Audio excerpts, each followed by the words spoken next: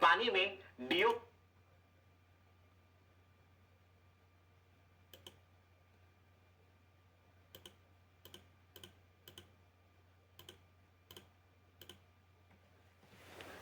भाई हमने water treatment plant में अभी तक क्या किया है?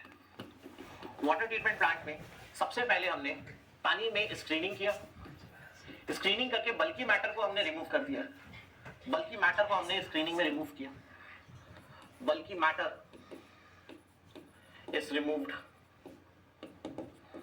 इसके बाद पानी में हमने एरेशन किया, इसके बाद हमने पानी में एरेशन किया। एरेशन से क्या क्या फायदा मिला हमें? एरेशन से हमने पानी में डीओ बढ़ाया, increased DO, decreased BOD, BOD decrease किया, आयरन मैग्नीज रिमूवल अचीव किया, फाउल गैसेस रिमूव किए, कलर और टेस्ट को इंप्रूव किया।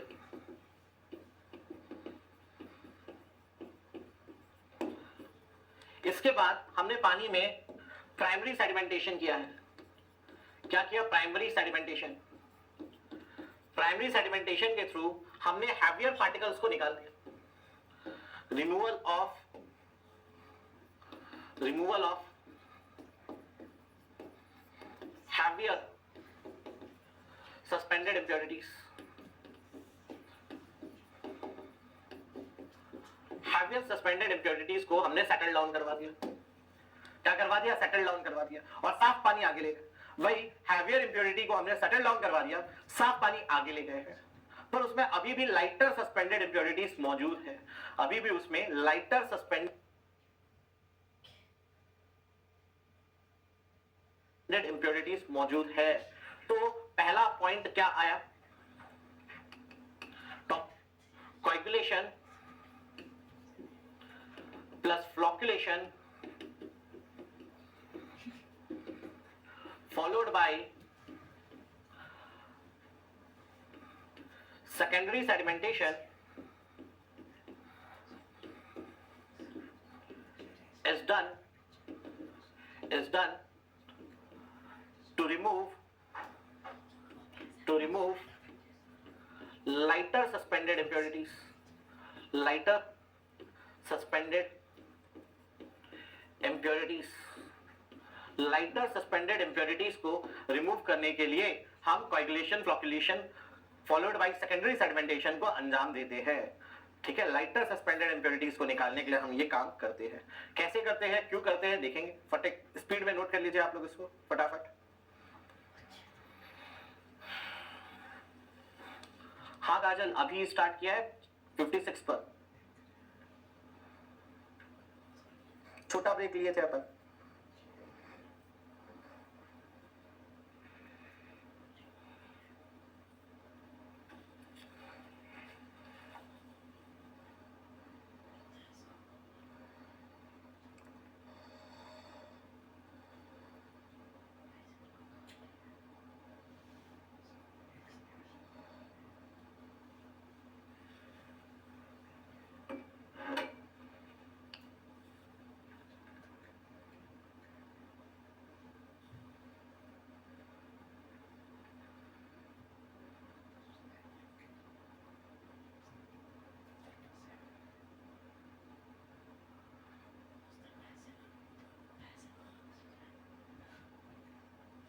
चलिए गाड़ी बढ़ाई जाए आगे।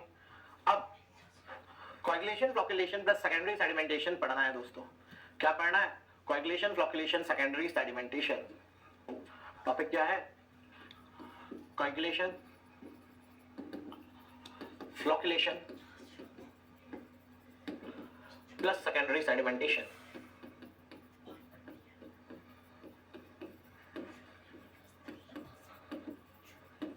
तो पहले बात उठी कोएगुलेशन क्या होता है। पहले बात करते हैं कोएगुलेशन क्या होता है। Coagulation is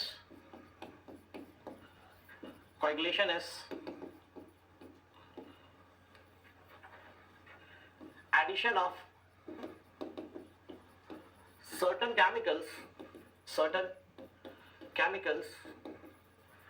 called coagulants in water which increases, enhance rate of settling of suspended impurities.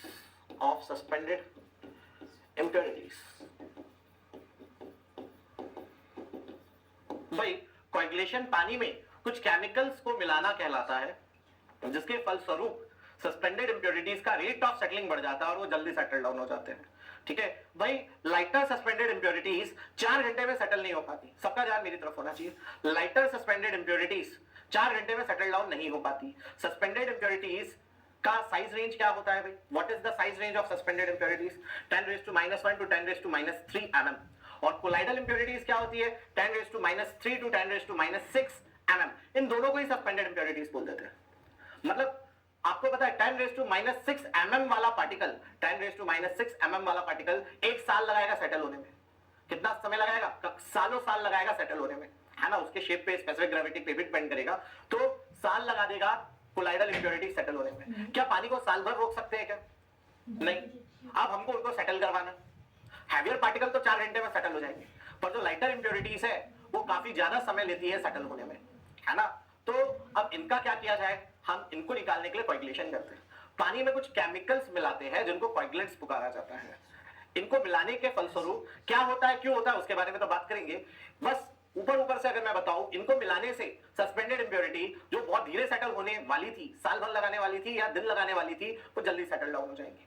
2 से 2.5 घंटे में सेटल डाउन हो जाएगी। क्लियर है मेरा बात? कैसे होगी, उसमें क्या हुआ, बात होगी थोड़ा आगे। अभी लिख लेते हैं पहले। फ्लॉक्यूलेशन is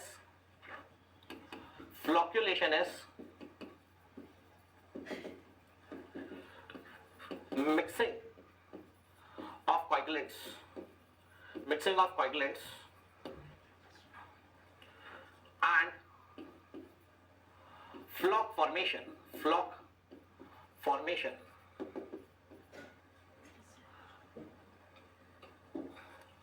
Floc is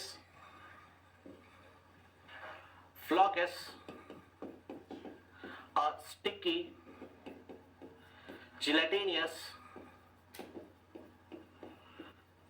type of structure carrying a charge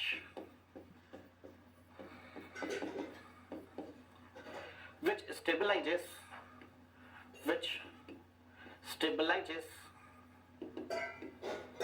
negatively charged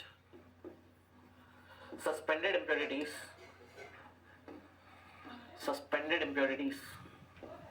ji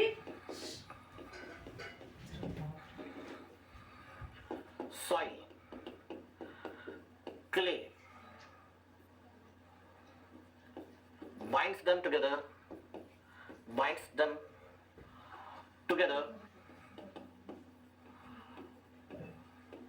forms a heavier mass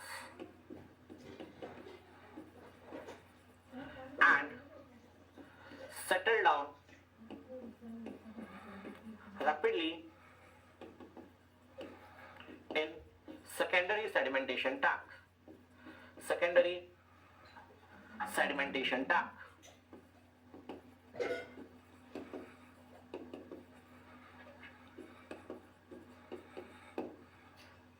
ठीक है भाई, नोट करिए।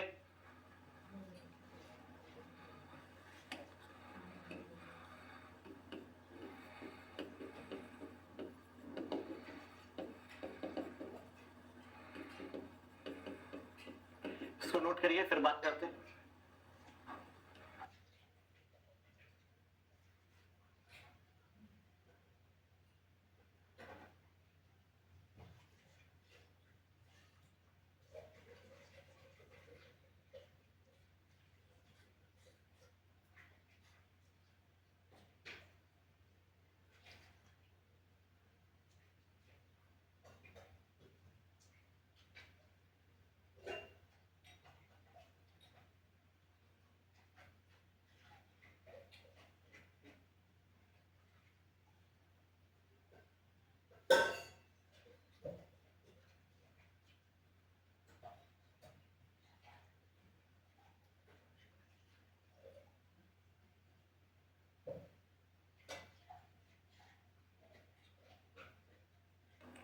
तनिष्का शर्मा, आप ये क्यों पूछ रहे हो कि कोएगुलेंट्स का एग्जांपल क्या है? आपको तो ये पूछना चाहिए ना कि सर एयर पोल्यूशन में नाइट्रोजन ऑक्साइड्स का क्या क्या कैसे रिमूवल होता है, डायरेक्टली ये पूछो।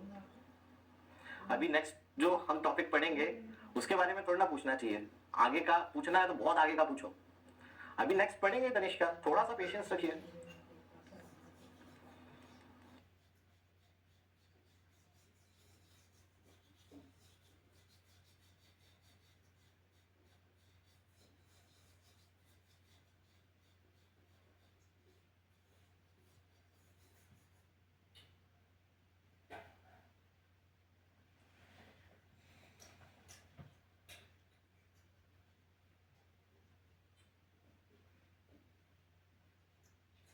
चलिए भाई, अब लिखना बंद करो और मेरी तरफ देखो, सबका ध्यान टोटली एंटायरली मेरी तरफ होना चाहिए।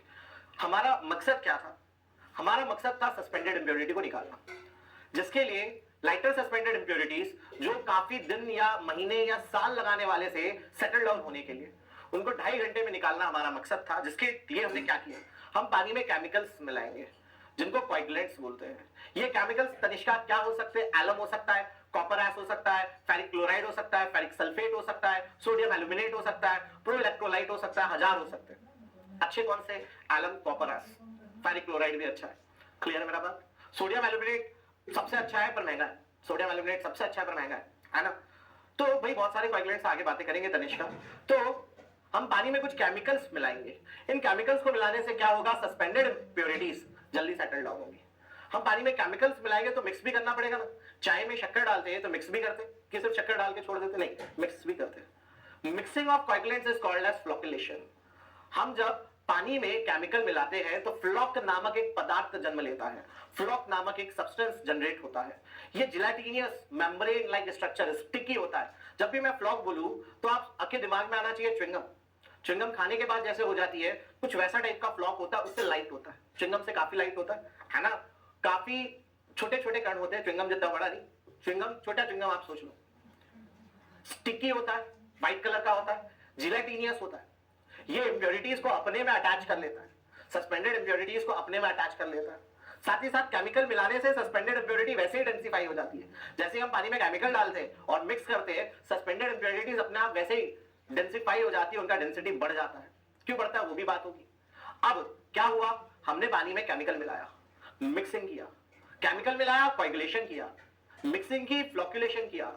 फ्लॉक ने सस्पेंडेड इंप्योरिटीज को अपने में चिपका लिया। वही सस्पेंडेड इंप्योरिटीज जो प्राइमरी सेडिमेंटेशन टैंक में 4 घंटे में सेटल डाउन नहीं हो पाई थी, अब वो सेटल डाउन हो जाएगी, अब वो सेटल डाउन हो जाएगी। क्लियर है मेरी बात? ठीक है। तो कोएगुलेशन क्या है? Addition of coagulants in water, जिनके कारण सस्पेंडेड इंप्योरिटीज का रेट ऑफ सेटलिंग बढ़ जाता है। फ्लोकुलेशन क्या है? कोएगुलेंट्स को मिक्स करने की प्रक्रिया और फ्लॉक फॉर्मेशन करने की प्रक्रिया और फ्लॉक को इंप्योरिटीज के साथ इंटरेक्ट करने की प्रक्रिया। दोनों को डिटेल में पढ़ेंगे, अभी ऊपर ऊपर पढ़ा है, अभी डिटेल में जाएंगे। फ्लॉक एक स्टिकी जिलेटिनियस टाइप स्ट्रक्चर होता है जिसका चार्ज पॉजिटिव होता है, जो नेगेटिव चार्ज सस्पेंडेड इंप्योरिटीज। भाई हम पानी कहां से उठा रहे हैं? हम पानी नदी से उठा रहे हैं, झील से उठा रहे हैं पीने के लिए। ट्रीटमेंट करेंगे तो नदी में सबसे ज्यादा सस्पेंडेड इंप्योरिटीज कौन सी होती है? क्ले। क्ले के पार्टिकल काफी छोटे होते हैं, कोलाइडल इंप्योरिटीज कहलाते हैं, इनको सेटल होने में बहुत समय लगता है। तो सबसे ज्यादा suspended impurities, lighter suspended impurities जो पानी में आमतौर पे पाई जाती है वो क्या होती है? वो होती है क्ले। क्ले का चार्ज क्या होता है? क्ले का चार्ज होता है नेगेटिव। फ्लॉक का चार्ज क्या होता है? फ्लॉक का चार्ज होता है positive. Positive floc negative clay को अपने में जोड़ लेता है, उनके चार्ज को स्टेबलाइज कर देता है, न्यूट्रलाइज कर देता है ना? और स्टिकी होने के कारण भी जोड़ देता है और सेटल डाउन हो जाता है। कहां पे? सेकेंडरी सेडिमेंटेशन टैंक पे। चलिए भाई, कैसे होगा, क्या होगा, बात करेंगे, देखते जाइए, धीरे धीरे धीरे धीरे पिक्चर क्लियर होगी। अब बात करते हैं कॉमन कोएगुलेंट्स जो हम यूज करते हैं उनके बारे में।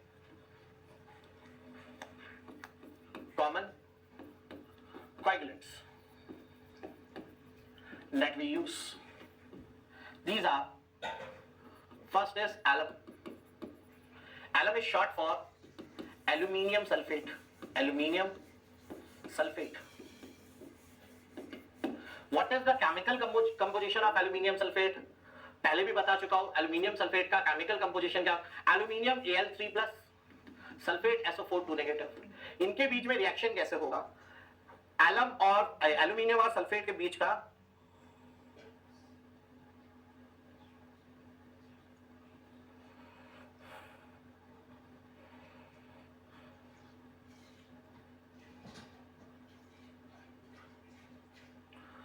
शौर्य गूगल से कैसे एक्सप्लेन करते हैं?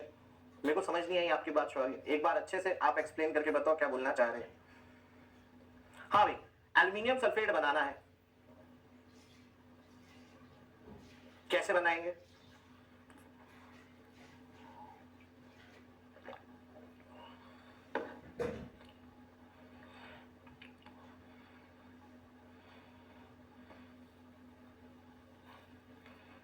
देखिए भाई, एल्युमिनियम सल्फेट बनाना है, एल्युमिनियम की वैलेंसी 3 पॉजिटिव है, सल्फेट की वैलेंसी 2 नेगेटिव है। एक एल्युमिनियम 3 इलेक्ट्रॉन डोनेट करता है, सल्फेट 2 लेता है, दोनों के बीच में साझेदारी बनानी है तो 2 एल्युमिनियम लगेंगे। 2 एल्युमिनियम कितना देंगे? 6 देंगे। एक सल्फेट 2 लेता है, 6 लेने के लिए कितने सल्फेट लगेंगे? 3 सल्फेट लगेंगे इनटू 18H2। याद हो अगर आपको तो 18 क्रिस्टलिन मॉलिक्यूल्स पानी के अटैच होते हैं एल्युमिनियम सल्फेट से। एल्युमिनियम सल्फेट का मॉलिक्यूलर मास भी आपको याद होगा, 666 ग्राम था अगर याद हो आपको तो। एल्युमिनियम सल्फेट एक कोएगुलेंट है आपका, जो कि मोस्ट वाइडली यूज्ड कोएगुलेंट है।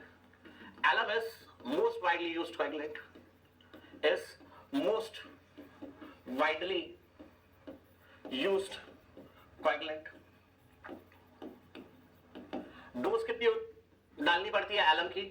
Around 10 to 30 milligram per litre.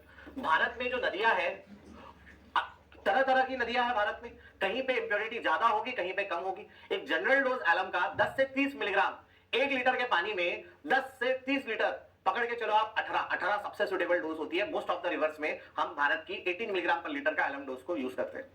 तो 1 लीटर के पानी में 18 मिलीग्राम का एलम जब पड़ेगा तो सेटिस्फैक्टरी कोएगुलेशन होगा। ठीक है, पीएच रेंज क्या होती है? पीएच रेंज, इस पीएच रेंज में एलम को हम यूज करेंगे 6.5 to 8.5, 6.5 to 8.5। ये और किसकी पीएच रेंज है? ये सेम पीएच रेंज है आपके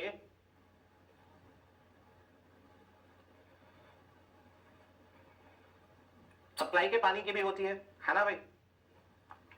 गूगल से क्या समझाना है शौर्य? मेरे को तो यही समझ नहीं आ रहा, क्या सर्च करूं मैं गूगल पे? कुछ भी बोल रहे हो शौर्य, तो आराम से बैठो थोड़ा। चलिए, तो यही सेम रेंज होती है सप्लाई की भी। ड्रिंकिंग वाटर सप्लाई की पीएच रेंज क्या होती है? 6.5 से 8.5। मूविंग ऑन, अगला कोएगुलेंट है कॉपर एश। कॉपर एश क्या होता है? Copperas is ferrous sulphate. Ferrous sulphate भाई, आयरन की वैलेंसी कितनी होती है? फेरस जब मैं बोलूं तो वैलेंसी कितनी है? 2 पॉजिटिव, और सल्फेट कितना है? 2 negative. Ferrous Fe2 positive, sulphate SO4 2 negative. Ferrous sulphate क्या होता है? It is FeSO4। इसमें 7 क्रिस्टलिन मॉलिक्यूल पानी के अटैच होते हैं। फेरस सल्फेट में 7 crystalline molecules of water is attached. ठीक है भाई। अब फेरस सल्फेट जिसको कॉपर एश भी बोला जाता है ना, फेरस सल्फेट जिसको कॉपर एश भी बोला जाता है, इसकी पीएच रेंज होती है 8.5 एंड अबव। सिर्फ ये दोनों की ही पीएच रेंज काम की है। पीएच रेंज 8.5, 8.5 या अबव की पीएच रेंज पे आप इसका इस्तेमाल कर सकते हैं। तीसरा है फेरिक सल्फेट। फेरिक सल्फेट क्या बनेगा दोस्तों? फेरस में Fe2 पॉजिटिव है, तो फेरिक क्या होगा? फेरस Fe2 पॉजिटिव होता है, फेरिक Fe3 पॉजिटिव होता है। फेरिक सल्फेट बनाना है, क्या बनेगा क्या लगता है? फेरिक सल्फेट बनाना है, क्या बनेगा क्या लगता है? Fe2SO4 होल थ्राइस, है ना भाई?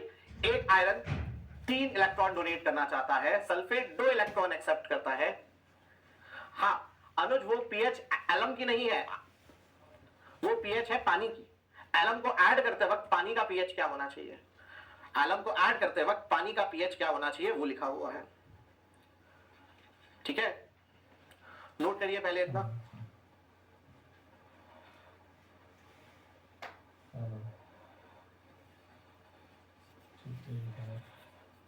इसकी पीएच रेंज आप 4 to 7 याद करने की जरूरत नहीं है। पीएच रेंज सिर्फ एलम की याद करने की है, बाकी की याद करने की जरूरत नहीं है। फिर भी लिखना है किसी को तो इसका पीएच रेंज होता है 4 to 7 एंड ग्रेटर देन 9। 7 से 9 के बीच में नहीं होना चाहिए। 7 से 9 के बीच में फेरस। अच्छा समझना, जैसे एक ने पूछा कि सर ये पीएच रेंज किसकी है? भाई पीएच रेंज है पानी की। समझना मेरी बात को, पानी में हम क्या डाल रहे हैं? केमिकल। अब केमिकल की शर्त होती है पानी में सही से रिएक्शन करने की। कोई केमिकल हर पीएच पे पानी पे रिएक्ट नहीं करता। केमिकल क्या बोलता है, एलम बोलता है कि अगर पीएच 6.5 से 8.5 के बीच होगा पानी का तो ही मैं पानी में रिएक्ट करूंगा, वरना एलम पानी में रिएक्ट नहीं करेगा। फेरस सल्फेट क्या बोलता है, कॉपर एस, कि अगर पीएच पानी का 8.5 के ऊपर हो, 9 हो, 10 हो, 10.5 हो, 11 हो, मैं रिएक्ट कर जाऊंगा। हाँ, फेरस सल्फेट क्या बोलता है, अगर पानी का पीएच 6 है मैं रिएक्ट नहीं करूंगा, because I react in water for pH greater than 8.5। Ferric sulphate क्या बोलता है, या तो पीएच 4 से 7 के बीच रखो या तो 9 के ऊपर रखो, ये मेरी रेंज है जिसमें मैं पानी में इफेक्टिवली रिएक्ट करता हूं, अदरवाइज मैं रिएक्ट नहीं करता, मेरा कोई फायदा आप प्राप्त नहीं कर पाएंगे। ठीक है, अगला है फेरिक क्लोराइड। कौन सा इंपॉर्टेंट है मैं बता रहा हूं, ये वाला इंपॉर्टेंट है, बाकी कोई इंपॉर्टेंट नहीं है। लिखना है लिखिए, इनको नहीं भी लिखोगे ना तो चल जाएगा, ये राइट वाला पीएच रेंज की बात कर रहा हूं बस। फेरिक क्लोराइड बनाना है भाई। फेरिक क्लोराइड क्या होगा, कौन बताएगा मुझे, what will be ferric chloride? Ferric Fe3 positive, chloride Cl negative.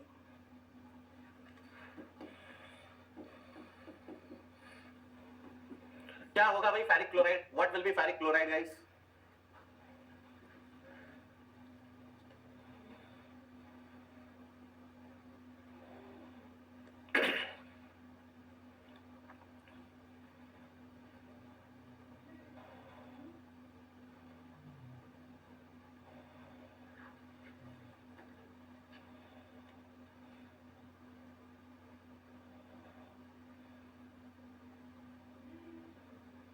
Correct, Suraj ने सही बोला कि सर फेरिक क्लोराइड हो जाएगा FeCl3, है ना भाई। बेसिक केमिस्ट्री अपन ने क्यों पढ़ी थी, ताकि ये चीजें हमें समझ आए।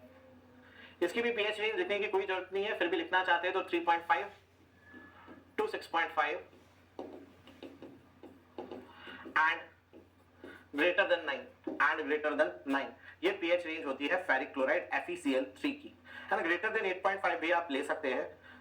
इसके बाद अगला है सोडियम एल्यूमिनेट, इसको ग्रेटर देन 8.5 भी ले सकते हैं, वो ज्यादा एप्रोप्रिएट है।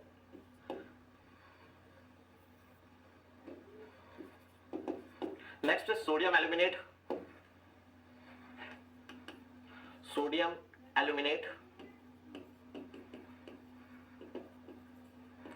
Na2Al2O4, ठीक है। इसका फॉर्मूला तो मैंने लिख ही दिया, Na2Al2O4। मूविंग ऑन, हाँ इसमें क्या याद रखिएगा कि ये कॉस्टली होता है, तकरीबन 1.5 से 2 गुना महंगा होता है ना। 1.5 टाइम्स ऑफ एलम से 1.5 गुना ज्यादा महंगा होता है, क्लियर। पर इफेक्टिव भी होता है, सबसे इफेक्टिव सोडियम एल्यूमिनेट होता है ना, इफेक्टिव होता है काफी, मोस्ट इफेक्टिव, पर महंगा भी है। उसके अलावा पीएच रेंज इसकी याद करने की जरूरत नहीं है, पर फिर भी जानना है तो 9 के ऊपर होती है। काम की बात क्या है पहले नोट करो, फिर मैं बताता हूं इसमें काम का क्या है।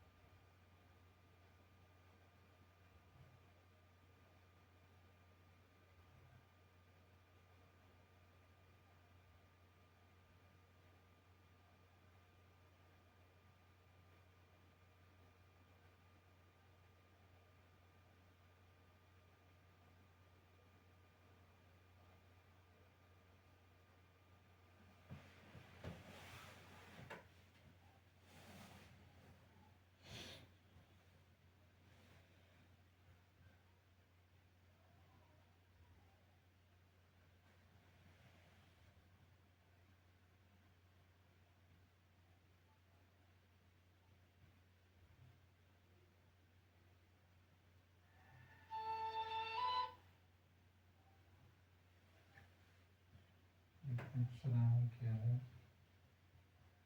ठीक तो है, क्या हो रहा है, क्या हो रहा है, और कौन है, और सारा लगा हुआ है,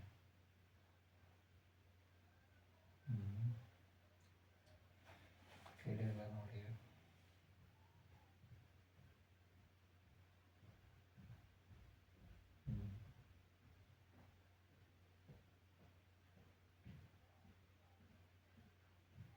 क्या नाम है,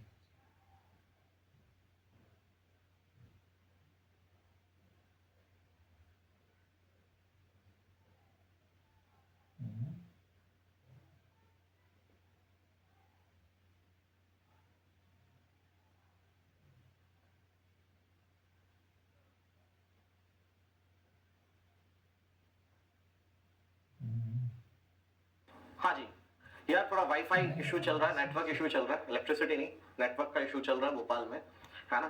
तो जो प्रोवाइडर है उसमें गड़बड़ हो जाए तो कोई क्या कर ले, वैसे वाली बात है ना। खुद का वाईफाई तो नहीं निकाल सकते ना। चलिए खैर, तो काम की बात क्या है इस पन्ने में, पहले वो अपन समझते हैं। काम की बात है, ये 5 कोएगुलेंट्स के नाम याद रखना, केमिकल फॉर्मूला याद रखना, उसमें भी सब भूल जाओ, एलम याद कर लो चलेगा। एलम को तो पूरा याद करना है अपन को, बाकियों का सिर्फ नाम याद रह जाए मेंस पॉइंट ऑफ व्यू से तो अच्छा है, और बाकियों का नाम प्री पॉइंट ऑफ व्यू से भी याद रह जाए तो अच्छा है। क्लियर है मेरी बात, बढ़ जाए आगे, कोई डाउट? ठीक है, अब मूविंग ऑन। एलम सबसे ज्यादा यूज होने वाला कोएगुलेंट है। एलम को पानी में जब हम डाल रहे हैं तो पानी की पीएच रेंज 6.5 से 8.5 होनी चाहिए। एलम की पीएच की बात नहीं हो रही, पानी की पीएच। पानी का पीएच जब 6.5 से 8.5 होगा तब आपको एलम पानी में डालना रहेगा। क्लियर है मेरा बात? अच्छा, एलम सबसे ज्यादा यूज होने वाला कोएगुलेंट क्यों है? क्योंकि सस्ता है ना, और उसकी पीएच रेंज अपने सप्लाई के पीएच रेंज के पास है, अपने सप्लाई के पीएच रेंज के पास है। अच्छा, एक और बात, एक नोट लिखाता हूं आप लोगों को, एक नहीं ज्यादा नोट्स लिखाता हूं, 3 नोट लिखेंगे अपन। पहला note, alum iron coagulants, iron coagulants, iron coagulants कौन कौन से है? फेरस सल्फेट, फेरिक सल्फेट और फेरिक क्लोराइड और फेरिक क्लोराइड, ये आयरन के कोएगुलेंट्स कहलाते हैं, है ना। FeSO4 into 7H2O, बार बार लिखेंगे तो याद हो जाएगा। Fe2SO4 होल थ्राइस और FeCl3, ये 3 कोएगुलेंट्स का बात करें, ये सस्ते होते हैं एलम से, are cheaper than alum and more effective than alum, more effective than alum, ठीक है। forms heavier flock, forms heavier flock, but still alum is most widely used, most widely used in India because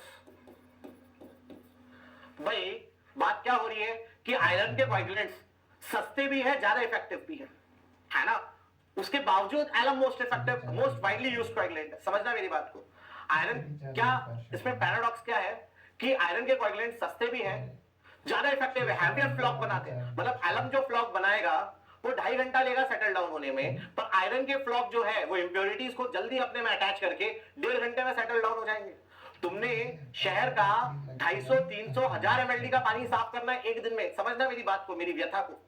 दिन भर में 1000 ml का पानी साफ करना है एक शहर के लिए, 1000 मिलियन लीटर का पानी एक दिन 24 घंटे में। 24 घंटे में तुमने अगर 1 घंटा भी सेव किया ना, बहुत बड़ा अचीवमेंट है वो, छोटा अचीवमेंट नहीं है। तो जब हम आयरन के कोएगुलेंट यूज करते हैं जो सस्ते भी है, वो ज्यादा इफेक्टिव फ्लॉक बनाते हैं, हैवियर फ्लॉक बनाते हैं, 1.5 घंटे में काम खत्म कर देते हैं। परंतु फिर भी एलम मोस्ट वाइडली यूज्ड क्यों है? क्या लगता है? Because iron coagulants, because iron coagulants promote battery है ना, स्पीड बहुत तेज होनी है growth of iron bacteria, growth of हैं?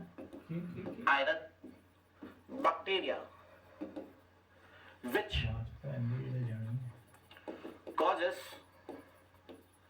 rapid rate of ये तीन है ना corrosion अच्छा and incrustation in pipelines, in pipelines। भाई आयरन अगर ट्रीटमेंट प्लांट में बात करें तो सस्ता हो जाएगा, आयरन के कोएगुलेंट सस्ते पड़ जाएंगे, ट्रीटमेंट प्लांट में आपको फायदा हो जाएगा, परंतु बाद में नुकसान हो जाएगा। क्यों? आयरन के कोएगुलेंट्स करोजन और इंक्रस्टेशन को प्रमोट करते हैं। जो पाइपलाइन कास्ट आयरन थी तुमने लगाई थी, बोला था 30 साल चलेगी, वो 20 साल चलेगी। जो स्टील की पाइपलाइन तुमने लगाई थी, सोचा था 15 साल यूज करेंगे, वो 5 साल 6 साल में खराब हो जाएगी। तो यार वाटर ट्रीटमेंट प्लांट में तो पैसे बचा लोगे, परंतु बाद में सप्लाई के दौरान आपका पैसा ज्यादा खर्चा हो जाएगा। क्लियर है मेरी बात? नोट करिए इसको, तीनों पॉइंट्स इंपॉर्टेंट है, एक एक कर नोट करेंगे अपन, एक एक करके। कितना डाटा जैसे तेरी ना पता मत रहा 500 MB है, 500 MB आसी ना 500 MB आसी ना तो नहीं ना लेते ना बस लाए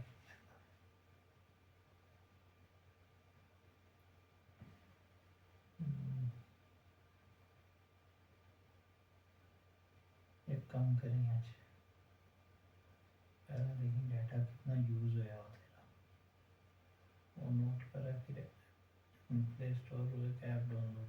अच्छा आप देखो, एक ये भी बात होती है, नोट किया आप लोगों ने, आप लोग को ये भी पूछना चाहिए सर उसका डोज कितना है। ऐसा तो नहीं कि वो सस्ता है परंतु उसका डोज ज्यादा लग जा रहा है, नहीं, उसका डोज एलम के डोज के बराबर होता है। आयरन का कोएगुलेंट का डोज भी 10 से 30 मिलीग्राम पर लीटर के आसपास इर्द गिर्द ही होता है ना। तो ऐसा दिमाग में ना आए कि प्रतीक सर आयरन के कोएगुलेंट सस्ते होते हैं पर उसका डोज ज्यादा है तो ले देके वो ज्यादा लग जाता है, नहीं। ओवरऑल देखे आयरन कोएगुलेंट्स का कॉस्ट भी कम है, डोज एलम यूज करो तो भी एलम उतना ही लगना है, आयरन के कोएगुलेंट्स भी उतने ही लगते हैं, तो ले देके पैसा आयरन के कोएगुलेंट्स में कम लगता है। परंतु आयरन के कोएगुलेंट्स पानी में करोजन और पानी में पाइपलाइन में करोजन और इंक्रस्टेशन को प्रमोट करते हैं, वो खराब बात है। ठीक है, इंडस्ट्रीज में इसको आप यूज कर सकते हैं। यूएस में वो आयरन के कोएगुलेंट्स को यूज करते हैं, यूएस में आयरन कोएगुलेंट्स का इस्तेमाल ज्यादा होता है क्योंकि उनकी पाइपलाइन करोजन फ्री होती है, उनकी पाइपलाइन का क्वालिटी कंट्रोल, उनकी पाइपलाइन में जो कोटिंग है करोजन रेजिस्टेंस की वो इतनी अच्छी होती है कि उन लोग आयरन के कोएगुलेंट्स यूज करते हैं। उनकी पाइपलाइन की लाइफ आयरन के कोएगुलेंट्स को यूज करने के बावजूद काफी ज्यादा होती है। क्लियर है मेरा बात? अपनी पाइपलाइन जल्दी टूट जाती है जबकि आयरन का कोएगुलेंट्स नहीं इस्तेमाल कर रहे। चलिए गाड़ी बढ़ाते हैं आगे। सेकेंड पॉइंट, एनी कोएगुलेंट है ना, कोई भी कोएगुलेंट हो requires alkalinity in water, alkalinity in water for chemical reaction, for chemical reaction. This alkalinity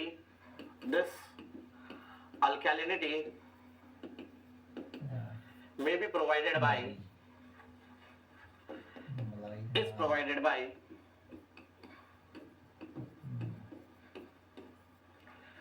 calcium bicarbonate, calcium carbonate, calcium hydroxide. भाई अल्कैलिनिटी के कंपाउंड्स, चलो रुको एक मिनट, पहले तो तुम लोग से पूछेंगे है ना, अल्कैलिनिटी के कंपाउंड्स कौन कौन से थे? अल्कैलिनिटी के कंपाउंड्स कौन कौन से थे? बिल्कुल सूरज, अगर हम इसको यूज करेंगे, आयरन के कोएगुलेंट्स यूज करेंगे तो हमें पहले लाइम डालकर पीएच बढ़ाना पड़ेगा और बाद में सप्लाई के पहले पीएच घटाना भी पड़ेगा। उसे आयरन बैक्टीरिया ही बोलते हैं, उसका नाम जानने का आपको कोई जरूरत नहीं। मेरा सवाल आपसे क्या है कि अल्कैलिनिटी के कितने कौन कौन से कंपाउंड्स होते हैं? स्पीड में टाइप करिए, देखते हैं कौन सही लिखता है। अल्कैलिनिटी के कंपाउंड्स बताइए।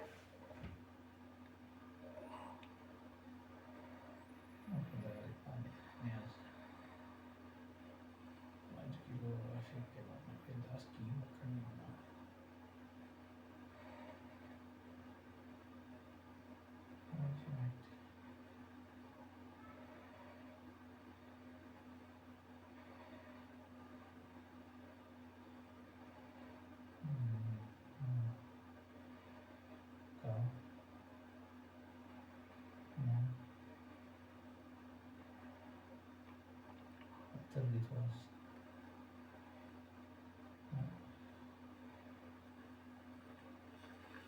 देखो तुम लोग कंपाउंड्स नहीं बता रहे हो,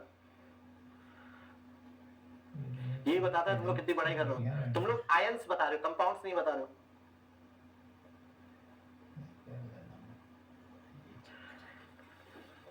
एक एक कंपाउंड नहीं बताना है, पूरे बताने।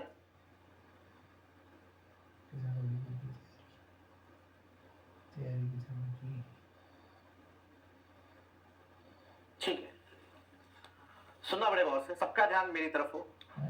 याद करो, alkalinity is defined by concentration of those ions which neutralizes H+ ions. कौन सा आयंस न्यूट्रलाइज करता है H+ आयंस को?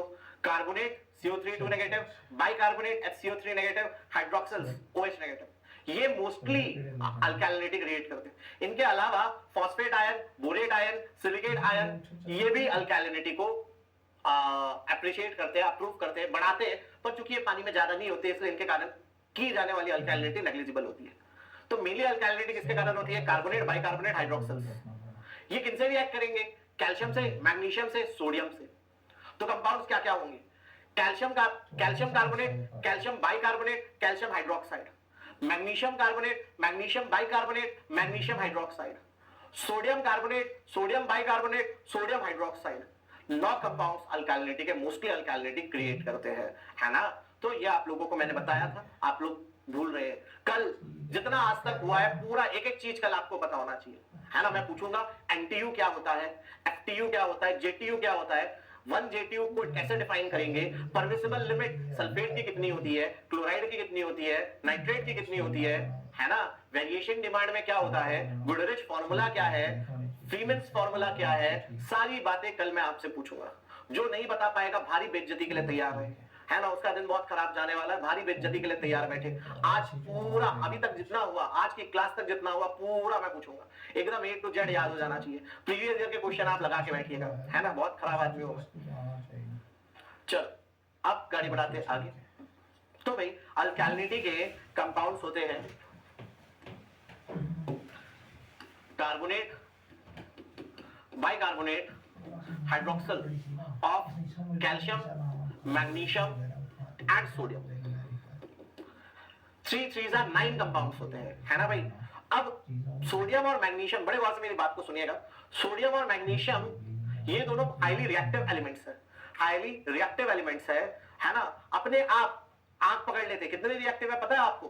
कितने रिएक्टिव आपको पता है? कि अगर आप इनको खुला छोड़ देंगे, है ना, ये पानी में या किसी सॉल्वेंट में अगर नहीं रखे हुए, आप इनको खुला एटमॉस्फेयर में छोड़ देंगे, एटमॉस्फेयर के ऑक्सीजन से या कार्बन डाइऑक्साइड से रिएक्ट कर आग पकड़ लेंगे। क्लियर है मेरा बात? ठीक है। तो ये हाईली रिएक्टिव एलिमेंट्स होते हैं। कौन कौन से? सोडियम और मैग्नीशियम। तो भैया ये तो अपने कंपाउंड नहीं टूटने देंगे, ये नहीं टूटने वाले, है ना? ये पानी में अपना कंपाउंड नहीं छोड़ेंगे, ये कुर्बानी नहीं देंगे। कुर्बानी किसको देनी पड़ेगी? Calcium, calcium carbonate, calcium bicarbonate, calcium hydroxide, ये वीक बॉन्ड वाले कंपाउंड्स हैं। वीक बॉन्ड मतलब इनके बीच का जो बॉन्ड है वो ज्यादा दमदार नहीं है। तो जब पानी में तुम एलम डालोगे तो वो इस पे अटैक करेगा, जो दमदार नहीं है उसको तोड़ देगा, उसमें से अच्छी चीजें निकाल के खुद स्टेबलाइज हो जाएगा, उससे अच्छी चीजें निकालकर खुद स्टेबलाइज हो जाएगा। समझे मेरा बात को? तो ये कोई भी कोएगुलेंट हो दोस्तों पानी में, कोई भी कोएगुलेंट हो दोस्तों पानी में, इट रिक्वायर्स अल्कैलिनिटी। उसको पानी में रिएक्ट करने के लिए अल्कैलिनिटी चाहिए होगी। ये अल्कैलिनिटी कहां से मिलेगी? ये अल्कैलिनिटी कैल्शियम कार्बोनेट से मिल सकती है, कैल्शियम बाइकार्बोनेट से मिल सकती है, कैल्शियम हाइड्रोक्साइड से मिल सकती है। ये अल्कैलिनिटी इनसे प्राप्त होगी। क्लियर है मेरा बात? इनमें भी सबसे पहला अटैक किस पे होगा? सबसे पहला अटैक होगा इस पे। ये इन तीनों में भी सबसे वीक ही है, समझना मेरी बात को, है ना? कल को मान लो कोई शेर है ना, शेर का झुंड है, उनके पास ऑप्शन है अटैक करने का, तो किस पे अटैक करेंगे? ऑप्शन बहुत सारे, भेड़ पे अटैक करना है, गाय पे अटैक करना है ना, हिरण पे अटैक करना है, हाथी पे अटैक करना है, किस पे अटैक करना है? तो देखेंगे कौन सा ग्रुप सबसे स्लो चल रहा है, कौन सा ग्रुप सबसे स्लो चल रहा है, जिनमें दम कम है। उनने देखा अच्छा सबसे स्लो चल रहे हैं भेड़ बकरी लोग, चलो ठीक है भैया इन पे अटैक मारते हैं। हिरन तेज भाग रहे हैं, इन लोग धीरे भाग रहे हैं और इनका साइज भी कम है, भेड़ पे अटैक मारते हैं।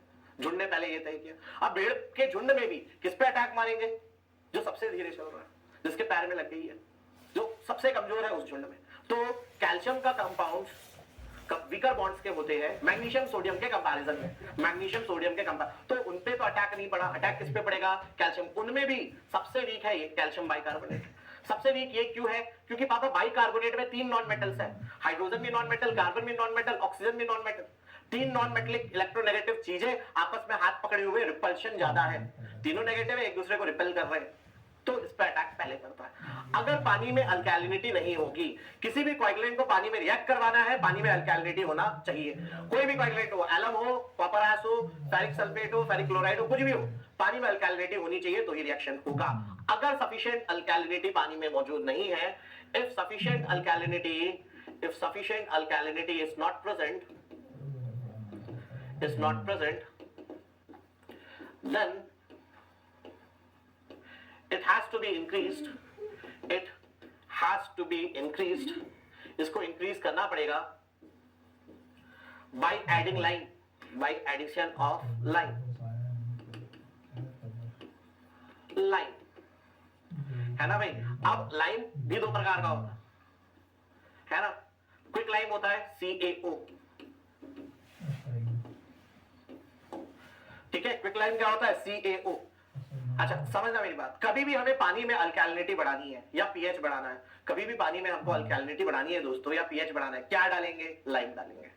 कभी भी हमको पानी में अल्कैलिनिटी बढ़ानी है, पानी का पीएच बढ़ाना है, क्या डालेंगे, लाइम डालेंगे। अच्छा क्विक लाइम क्या होता है CaO। क्विक लाइम को क्विक लाइम क्यों बोलते हैं, क्विक लाइम को क्विक लाइम इसलिए बोलते हैं क्योंकि ये क्विकली वातावरण में मौजूद कार्बन डाइऑक्साइड से रिएक्ट कर जाता है और कैल्शियम कार्बोनेट चूना पत्थर बना देता है।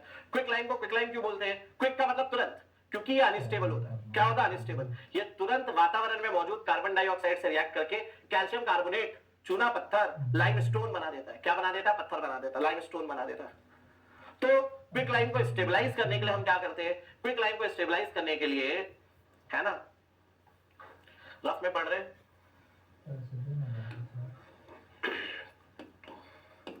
क्विक लाइम होता है CaO, ये होता है CaO, ये अनस्टेबल होता है। क्या होता है अनस्टेबल, इसको स्टेबलाइज करने के लिए क्या करते हैं, इसमें पानी छिड़कते हैं। क्विक लाइम पे हम पानी छिड़कते हैं। क्विक लाइम पे जब पानी छिड़कते हैं तो उस प्रोसेस को स्लेकिंग बोला जाता है। तुमने देखा होगा ना, प्रेस करते हैं तो प्रेस वाला कपड़े पे पानी छिड़कता है, प्रेस करते हैं, आप घर पे करते हैं, हम भी घर पे कर लेते हैं, तो पानी छिड़कते हैं। पानी छिड़कने की प्रोसेस को स्लेकिंग बोलते हैं। क्लियर मेरा बात। तो क्विक लाइम पे हम पानी छिड़कते हैं तो स्लेक द लाइम बन जाता है। क्या बन जाता है, CaOH होल ट्वाइस। ये क्या है, स्लेक द लाइम, ये क्या है, स्लेक द लाइम। क्लियर है मेरा बात, ये रफ में अपन ने जाना। तो अगर कोई भी कोएगुलेंट है उसको पानी में रिएक्ट करना है तो अल्कैलिनिटी होनी चाहिए। अल्कैलिनिटी प्रोवाइड की जाएगी calcium bicarbonate, calcium carbonate, calcium hydroxide से। अगर सफिशिएंट अल्कैलिनिटी नहीं है तो आपको अल्कैलिनिटी बढ़ानी पड़ेगी, जिसके लिए लाइम का इस्तेमाल होता है। क्लियर मेरा बात, नोट कर लीजिए इसको भी, फिर आगे बढ़ते हैं।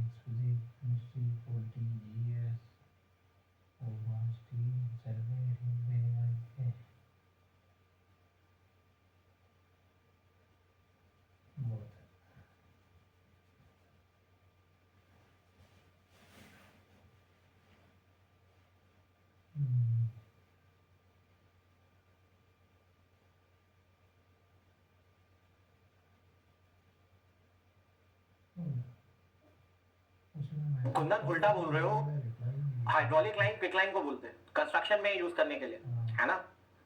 चल गाड़ी बढ़ाते हैं आगे। तीसरा point,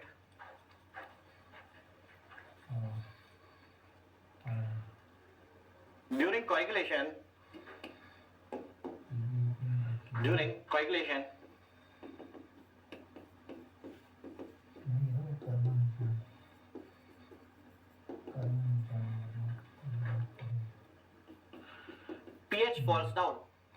pH falls down due production of carbon dioxide and consumption of alkalinity.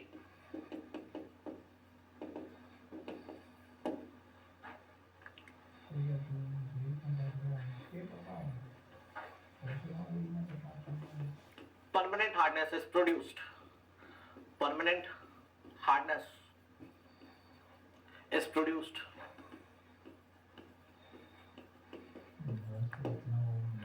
ठीक है भाई, जब भी हम कोएगुलेशन करते हैं पानी का पीएच नीचे गिर जाता है, पानी का पीएच कम होने लगता है। क्यों? क्योंकि कार्बन डाइऑक्साइड प्रोड्यूस होती है। अपन अगले पेज पे देखेंगे, जब जब अपन कोएगुलेशन कर रहे हैं कार्बन डाइऑक्साइड प्रोड्यूस कर रही है। कार्बन डाइऑक्साइड एसिडिक नेचर की होती है। कार्बन डाइऑक्साइड पानी के साथ मिलकर कार्बोक्सिलिक एसिड बनाती है। कार्बन डाइऑक्साइड पानी के साथ मिलकर कार्बोक्सिलिक एसिड बनाती है ना। कार्बोक्सिलिक एसिड के कारण पानी का पीएच नीचे जाने लगता है। साथ ही साथ अल्कैलिनिटी यूज हो रही है तो पीएच वैसे ही गिरने लगेगा। अल्कैलिनिटी ज्यादा होगी पीएच ज्यादा होगा, अल्कैलिनिटी कम होगी पीएच कम होने लगेगा। अल्कैलिनिटी कम करने लगोगे पीएच कम होने लगेगा। CO2 प्रोड्यूस हो रहा है, पीएच कम होने लगेगा। क्लियर है मेरा बात? कार्बोक्सिलिक एसिड बोल रहा था मैं, सॉरी कार्बोनिक एसिड, कार्बोक्सिलिक नहीं कार्बोनिक एसिड। ठीक है, देखेंगे अपन उसको। साथ ही साथ जब जब कोएगुलेशन होगा आपको हार्डनेस प्रोडक्शन होगा। अगले स्लाइड में अपन को देखने को वो मिलेगा। नोट करिए इसको भी फटाफट, फिर अगले स्लाइड पे केमिकल रिएक्शंस डालते हैं।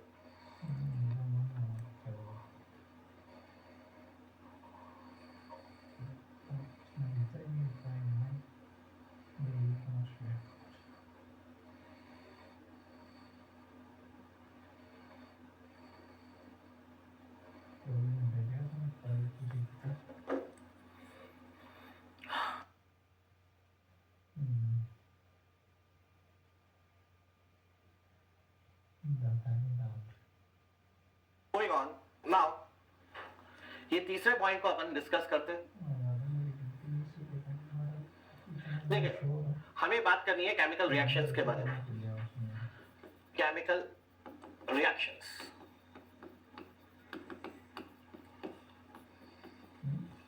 पहली एलम की। एलम क्या होता है? Al2SO4 whole thrice into AgNH2। भाई कोई भी कोएगुलेंट पानी में किससे रिएक्ट करेगा? कोई भी कोएगुलेंट पानी में अल्कैलिनिटी से रिएक्ट करेगा। सबका ध्यान मेरी तरफ होना चाहिए। अभी लिखो मत, अभी लिखे मत, सिर्फ देखते जाइए। कोई भी एलम पानी में किससे रिएक्ट करेगा? पानी में मौजूद अल्कैलिनिटी से। अल्कैलिनिटी या तो कैल्शियम बाइकार्बोनेट के रूप में मिलेगी या कैल्शियम कार्बोनेट या कैल्शियम हाइड्रोक्साइड। मान, अच्छा इनमें भी सबसे कमजोर मैंने कौन बताया कौन है? Calcium bicarbonate. मान लो एलम कैल्शियम बाइकार्बोनेट से रिएक्ट किया, CaHCO3 होल पाई से रिएक्ट किया, तो क्या होगा? एलम रिएक्ट कर रहा है कैल्शियम बाइकार्बोनेट से, तो क्या होगा? बड़े गौर से सुनना। कैल्शियम बाइकार्बोनेट वीक है, ये टूटेगा, कैल्शियम अकेला हो जाएगा, ये भी एलम भी टूटेगा, ये दोनों रिएक्ट करने वाले। कैल्शियम अकेला हो जाएगा, यहां से सल्फेट को उठा लेगा और कैल्शियम सल्फेट बनाएगा। कैल्शियम की वैलेंसी 2 पॉजिटिव, सल्फेट की वैलेंसी 2 नेगेटिव। कैल्शियम ने 2 दिया, सल्फेट ने 2 लिया। कैल्शियम ने 2 इलेक्ट्रॉन दिए, सल्फेट ने 2 इलेक्ट्रॉन लिए, कैल्शियम सल्फेट बन गया, साझेदारी बन गई। ठीक है भाई, अब इसके बाद क्या हुआ? यहां से एल्यूमिनियम खाली हो गया था, एलम टूटा, एल्यूमिनियम खाली हो गया था। एल्यूमिनियम क्या करेगा? बाइकार्बोनेट में जो हाइड्रोजन है, बाइकार्बोनेट में जो हाइड्रोजन और ऑक्सीजन है, उनके साथ मिलकर एल्यूमिनियम हाइड्रोक्साइड बना देगा, एल्यूमिनियम हाइड्रोक्साइड बना देगा। एल्यूमिनियम की वैलेंसी कितनी होती है? हाँ जी, what is valency for aluminium? बाबा एल्यूमिनियम की वैलेंसी होती है Al3 पॉजिटिव, हाइड्रोक्साइड की OH नेगेटिव, हाइड्रोक्साइड की OH नेगेटिव। एक एल्यूमिनियम 3 इलेक्ट्रॉन देगा, 3 लेने के लिए 3 हाइड्रोक्साइड लग जाएंगे, 3 लेने के लिए 3 हाइड्रोक्साइड लग जाएंगे, क्योंकि एक ही ले पाता है, तो एल्यूमिनियम हाइड्रोक्साइड बन जाएगा। कैल्शियम सल्फेट बना, एल्यूमिनियम हाइड्रोक्साइड बना। कार्बन दिख रहा है, यहां पे कार्बन है, कार्बन डाइऑक्साइड बना दिया। पता ही था कार्बन डाइऑक्साइड बनने वाली है, पिछले नोट में लिखा है कि कार्बन डाइऑक्साइड गैस बनती है, ठीक है। पानी दिखा, पानी बना दिया, पानी दिखा है, पानी बना दिया। बड़े गौर से देखते जाओ, लिखना बिल्कुल नहीं। अब बाबा इसको बैलेंस करना सीखना है, अब बाबा इसको हमको बैलेंस करना सीखना है। लेफ्ट में एल्यूमिनियम कितना है, लेफ्ट में एल्यूमिनियम कितना है, लेफ्ट में एल्यूमिनियम दिख रहा है 2, राइट में एल्यूमिनियम कर दिया 2। लेफ्ट में सल्फेट कितना दिख रहा है, SO4 कितना दिख रहा है, लेफ्ट में 3 दिख रहे हैं। लेफ्ट में सल्फेट 3 दिख रहा है, यहां पे 3 कर दिया तो 3 हो गया। कैल्शियम 3 हो गया, यहां पर कैल्शियम कितना हो गया 3, यहां पर 3 है, यहां पर 3 कर दिया, ठीक है। 18 पानी दिख रहा है, वाटर कितना दिख रहा है 18, यहां पर 18 पानी कर दिया। क्लियर है मेरी बात। कार्बन कितना दिख रहा है, कार्बन दिख रहा है 2 3 6, 2 3 6, 6 कार्बन दिख रहा है, यहां पे 6 कार्बन कर दिया। And the equation is balanced, equation हो चुकी है बैलेंस। आप कोई सा भी एलिमेंट देख लो, सब बैलेंस्ड है। चेक करना है, ऑक्सीजन चेक कर देख लो भाई, ऑक्सीजन टोटल कितना हो गया, ऑक्सीजन टोटल हो गया 4 3 12, 12 प्लस 18 30, 30 3 2 6, 3 18, 30 और 18 48। लेफ्ट में टोटल ऑक्सीजन 48 है, राइट में देखते 12 6 18, 18 12 30, 30 18 48। लेफ्ट में भी 48 ऑक्सीजन है, राइट में भी 48 ऑक्सीजन है ना। तो इक्वेशन हो गई है बाबा बैलेंस। इक्वेशन क्या हो गई है, बैलेंस। अच्छा, अब मजेदार बात बताओ, ये आपका फ्लॉक है, दिस इज योर फ्लॉक। ये आपका फ्लॉक है जो कमाल दिखाने वाला है, ठीक है। ये पानी में कोएगुलेशन को अंजाम देगा। ये है बाबा आपका फ्लॉक, इस कलर से ये आपका फ्लॉक है जो पानी में अंजाम देगा। कार्बन डाइऑक्साइड प्रोड्यूस हुआ, ये एसिडिटी क्रिएट करेगा, पीएच को नीचे ले जाएगा। क्यों भाई, कार्बन डाइऑक्साइड वाटर से रिएक्ट करके कार्बोनिक एसिड बनाएगा, H2CO3 बनाएगा। कार्बन डाइऑक्साइड पानी से रिएक्ट करके H2CO3 कार्बोनिक एसिड बनाएगा, जो कि पानी का पीएच को कम करेगा। क्लियर है मेरा बात। और देखो भाई, हार्डनेस भी तो प्रोड्यूस हुई। ये कैल्शियम सल्फेट क्या है, परमानेंट हार्डनेस। ये कैल्शियम सल्फेट क्या है, परमानेंट हार्डनेस। भाई याद करो, भूल गए तुम लोग, है ना। कार्बोनेट हार्डनेस जिसको टेम्पररी हार्डनेस बोलते थे, वो किसके कारण होती थी, carbonates and bicarbonates of calcium and magnesium. Calcium carbonate, magnesium carbonate, calcium bicarbonate, magnesium bicarbonate. Non carbonate hardness यानी कि परमानेंट हार्डनेस किसके कारण होती थी, sulphates, chlorides and nitrates of calcium and magnesium. Calcium sulphate, magnesium sulphate, calcium chloride, magnesium chloride, calcium nitrate, magnesium nitrate. Clear मेरे बात। Calcium sulphate यानी permanent hardness बनी है।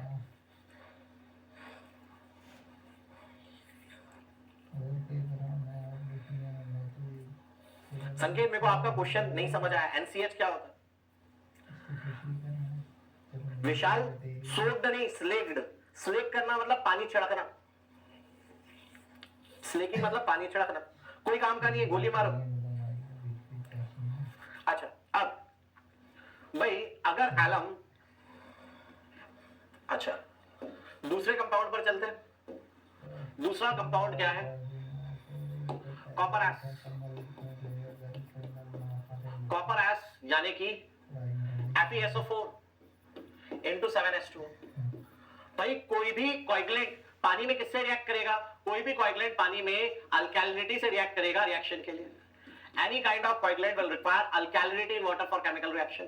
क्या बनेगा, क्या लगता है क्या बनेगा, आपको बताना है। पिछली रिएक्शन देखिए, पिछली रिएक्शन में क्या हुआ था भाई, लेफ्ट से एल्यूमिनियम सल्फेट और कैल्शियम बाइकार्बोनेट टूटा था। इस बार लेफ्ट में फेरस सल्फेट FeSO4 टूटेगा और कैल्शियम बाइकार्बोनेट टूटेगा, है ना। यहां से कैल्शियम खाली हुआ, यहां से सल्फेट खाली हुआ। कैल्शियम खाली हुआ, सल्फेट के साथ रिएक्ट करके कैल्शियम सल्फेट बना देगा। क्या बना देगा, कैल्शियम सल्फेट। कैल्शियम ने 2 दिया, सल्फेट ने 2 लिया, ठीक है भाई। आयरन खाली हुआ है, यहां से फेरस का आयरन खाली हुआ है। कॉपर एस किसको बोलते हैं, फेरस सल्फेट को बोलते हैं। फेरस मतलब Fe2 पॉजिटिव, फेरस यानी Fe2 पॉजिटिव, है ना। तो यहां से आयरन खाली हुआ है, वो यहां से हाइड्रोजन और ऑक्सीजन को चुराकर फेरस हाइड्रोक्साइड बना देगा। फेरस हाइड्रोक्साइड मतलब FeOH whole twice. Iron ferrous है, आयरन 2 दे सकता है। आयरन कितना देगा, आयरन 2 देगा। एक हाइड्रोक्सिल 1 ले सकता है, तो 2 लेने के लिए 2 हाइड्रोक्सिल लग जाएंगे। फेरस यानी Fe2 पॉजिटिव। इसके बाद क्या बनेगा, इसके बाद यहां से आपको कार्बन दिखा, कार्बन डाइऑक्साइड बना दो, पानी दिखा, पानी बना दो, पानी बना दिया। लेफ्ट में आयरन एक है, अब बैलेंस करना है दोस्तों, क्या करना है, बैलेंस।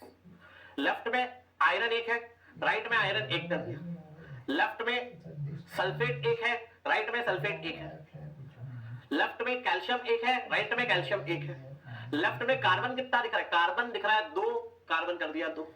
लेफ्ट में वाटर कितना दिखा है, 7, यहां पर कर दिया 7 and the equation is balanced. Equation क्या है, बैलेंस हो चुकी है।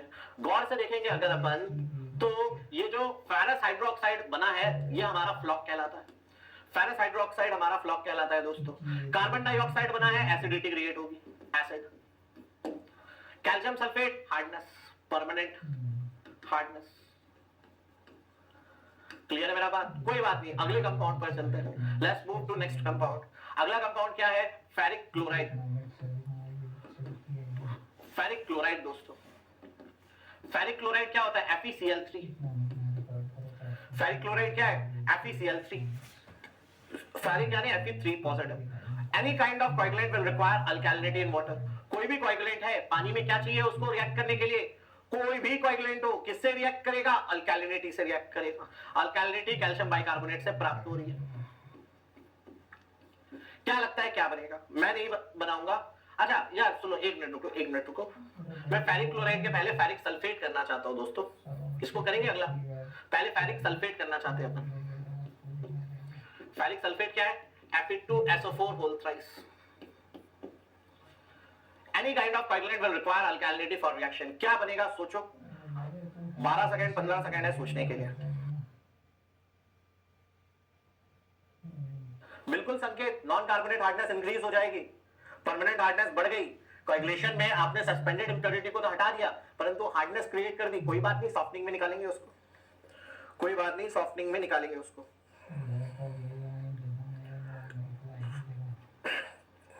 सोचो दोस्तों क्या बनेगा, खुद का दिमाग नहीं लगाओगे तो मजा नहीं आएगा, सीखोगे नहीं।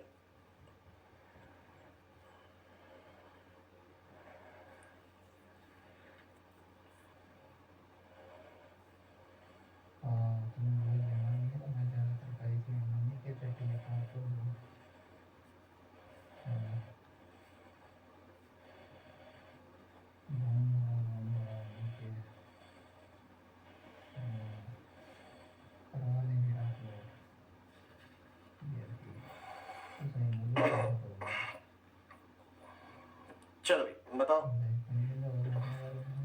सूरज ने बताया, सूरज बैलेंस करके नहीं बताया दोस्त, मजा नहीं आया।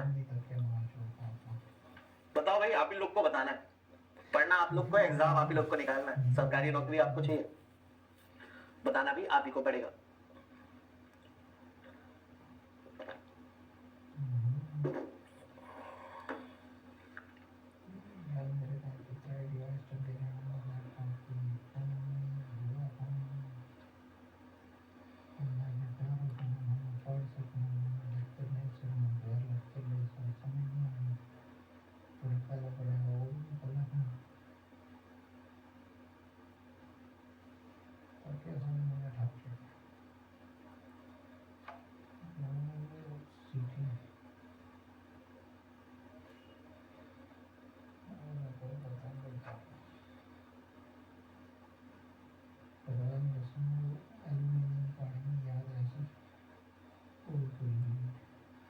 चलिए, रवि रंजन ने कुछ बताया है, काजल ने एक ही बताया बस, वो भी गलत।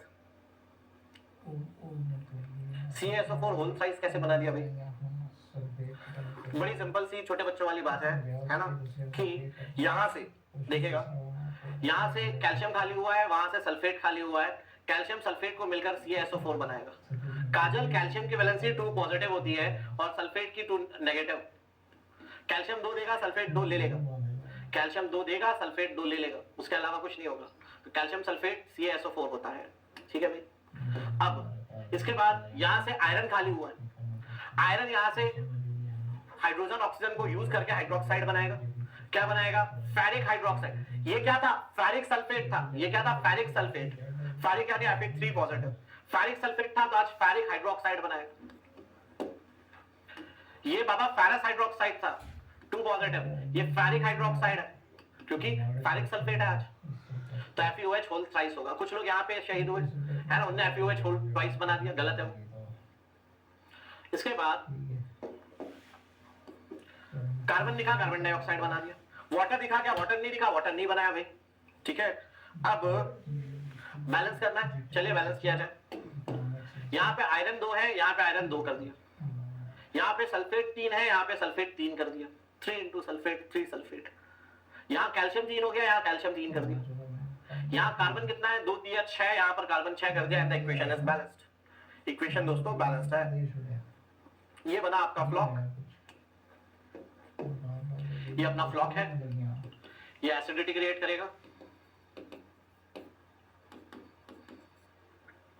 ये आपका परमानेंट हार्डनेस है, नॉन कार्बोनेट हार्डनेस, जिसको बाद में हम सॉफ्टनिंग में रिमूव करेंगे, वाटर सॉफ्टनिंग से रिमूव करेंगे। चौथा आया आपका calcium chloride, sorry ferric chloride, ferric chloride FeCl3।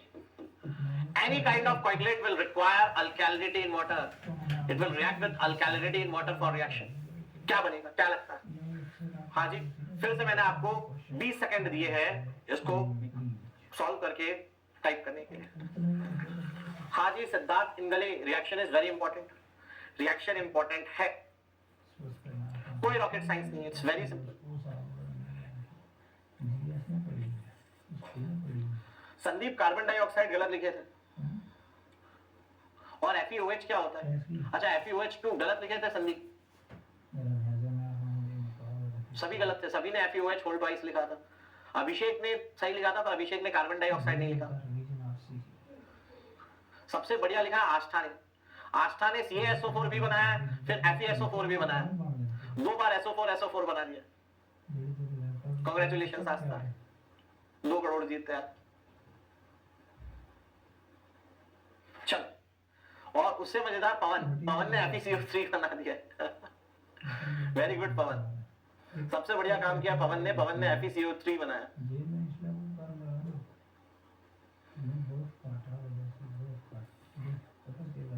देखेगा इसमें क्या बनेगा भाई, यहां से कैल्शियम खाली हुआ, यहां से आयरन और क्लोरीन में से भाई, लास्ट बार कैल्शियम सल्फेट उठा रहा था, इस बार कैल्शियम क्लोरीन उठा लेगा। कैल्शियम 2 देगा, क्लोरीन 2 एक क्लोरीन 1 ले सकता है, 2 लेने के लिए 2 क्लोरीन लगेंगे, CaCl2 बनेगा। प्लस यहां से आयरन खाली हुआ, आयरन हाइड्रोजन ऑक्सीजन के साथ मिलकर, चूंकि फेरिक क्लोराइड है, फेरिक हाइड्रोक्साइड बना देगा, जो आपका कोएगुलेंट होगा, फ्लॉक होगा। कार्बन दिखा, कार्बन डाइऑक्साइड बना दिया बाबा, कार्बन डाइऑक्साइड बना दिया। अब बैलेंस करना है ना। लेफ्ट में आयरन 1 दिखा, राइट में आयरन 1 है, लेफ्ट में क्लोरीन 3 दिखा, राइट में क्लोरीन 2 दिखा है। लेफ्ट में क्लोरीन कितना दिख रहा है 3, यहाँ कितना दिख रहा है 2, इनको बराबर करना है, इनको बराबर करना है। कैसे करेंगे यार, ये 2 है वो 3 है, कैसे बराबर करेंगे? कोई रॉकेट साइंस नहीं है, अपन ये नहीं पढ़ रहे कि कितना प्रोपेन डाला था, कैसा इग्निशन का मैकेनिज्म कैसा है, कैसे वो इग्नाइट करके किस ट्रेजेक्टरी के थ्रू आपका रॉकेट उड़ने वाला है, ये सब नहीं पढ़ रहे अपन, है ना। कितना स्ट्रेस आया, ये सारी बातें नहीं कर रहे। तो इसको बैलेंस करना है, तो यहाँ 3 लिख देंगे, 3 दूनी 6, यहाँ 2 लिख देंगे, 2 3 6, ठीक है। अच्छा, अब आयरन 2 हो गया, यहाँ पर आयरन 2 कर देते। कार्बन कितना है यहाँ पर, कार्बन 2 है। अच्छा कैल्शियम 3 था, कैल्शियम 3 कर दिया। कार्बन कितना हो गया, 2 3 6, कार्बन कर दिया 6, and the equation is balanced. ये दोस्तों आपका फ्लॉक है, this is your floc, this is your acidity, this is permanent hardness.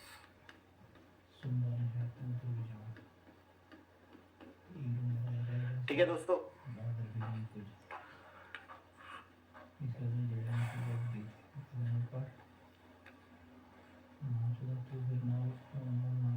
Note करिए।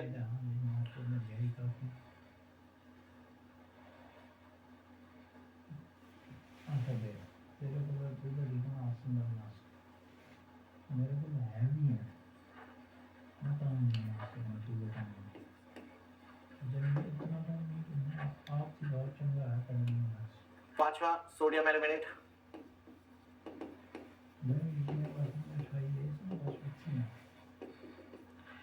Na2 Al2O4, कैल्शियम बाइकार्बोनेट से रिएक्ट करेगा, क्या बनाएगा? हाँ जी, ये वाला थोड़ा डिफरेंट है, मानता हूँ ये वाला थोड़ा डिफरेंट है, बहुत ज्यादा डिफरेंट भी नहीं है, बहुत ज्यादा डिफरेंट भी नहीं है, ठीक है। इसमें क्या बनता है, बड़े गौर से देखिएगा, इसमें सोडियम कार्बोनेट बनता है और कैल्शियम एल्यूमिनेट बनता है, ठीक है। सोडियम कार्बोनेट बनता है और कैल्शियम एल्यूमिनेट बनता है, CaL2O4 और Na2CO3 प्लस कार्बन डाइऑक्साइड बनता है, plus carbon dioxide plus water. Clear मेरा बात? तो ये वाला रिएक्शन थोड़ा सा डिफरेंट है, इसको आप मेमोराइज करना चाहते हैं तो मेमोराइज कर लीजिए, जैसा याद करना है वैसा याद कर लो। इक्वेशन पहले से बैलेंस्ड है, इक्वेशन बैलेंस्ड है ना। हाँ, इसमें और क्या याद रखना है कि ये आपका फ्लॉक है, दिस इज योर फ्लॉक। क्या ये फ्लॉक होगा? क्या क्या लगता है, क्या Na2CO3 आपका फ्लॉक होगा कि कुछ और आपका फ्लॉक होगा? ये तो एसिडिटी क्रिएट किया, ये बात तय है। दोनों में फ्लॉक कौन सा होगा? Which one would be flock? CaL2O4 would be flock और Na2CO3 will be acting as a flock. क्या लगता है?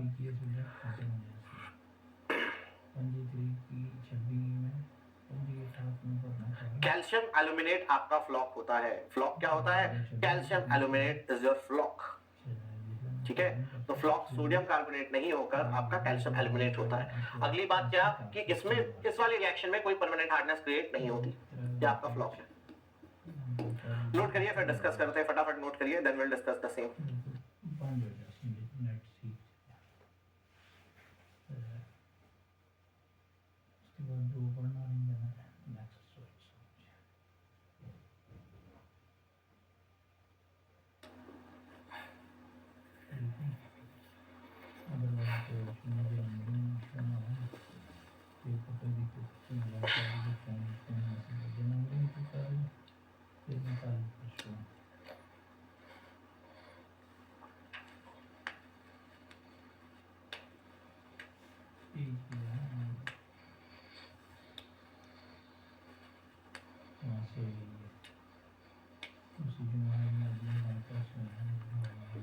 नोट किया आप लोगों ने?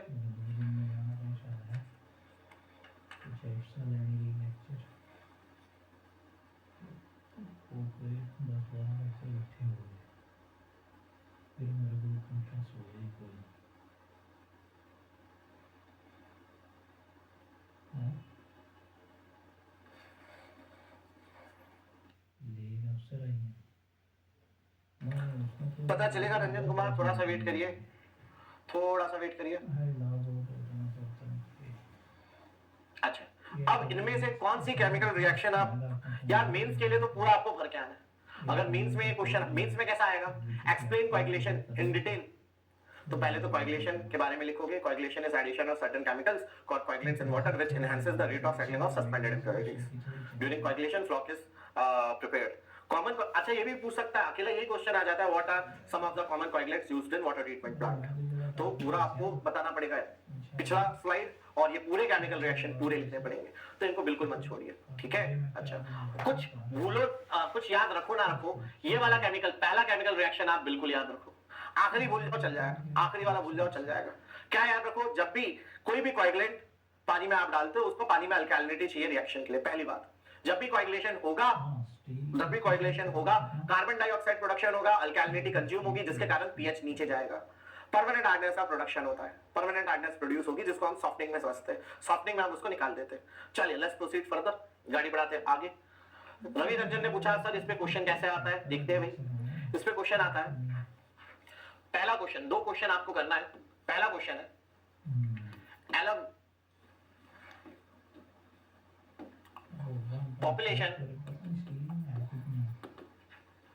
पॉपुलेशन 4 लाख। अरे भाई एक मिनट होल्ड करो दोस्तों। Population 4 lakh, per capita demand 100 LPCD, alum dose required for satisfactory coagulation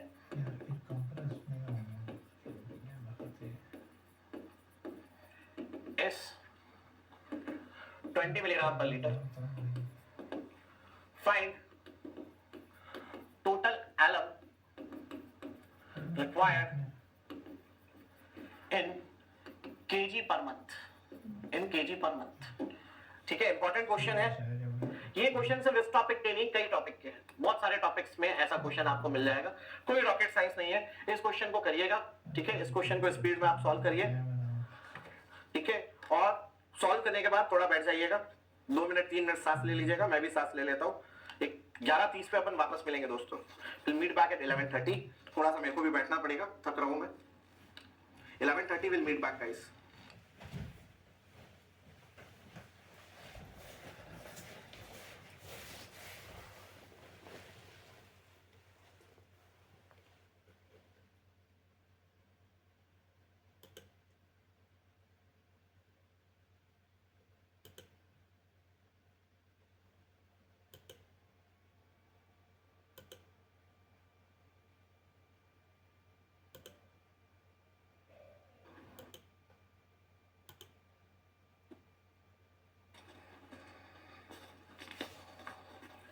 चलिए आगे बढ़ते हैं। ब्रेक में आप लोगों को क्वेश्चन दिया था मैंने,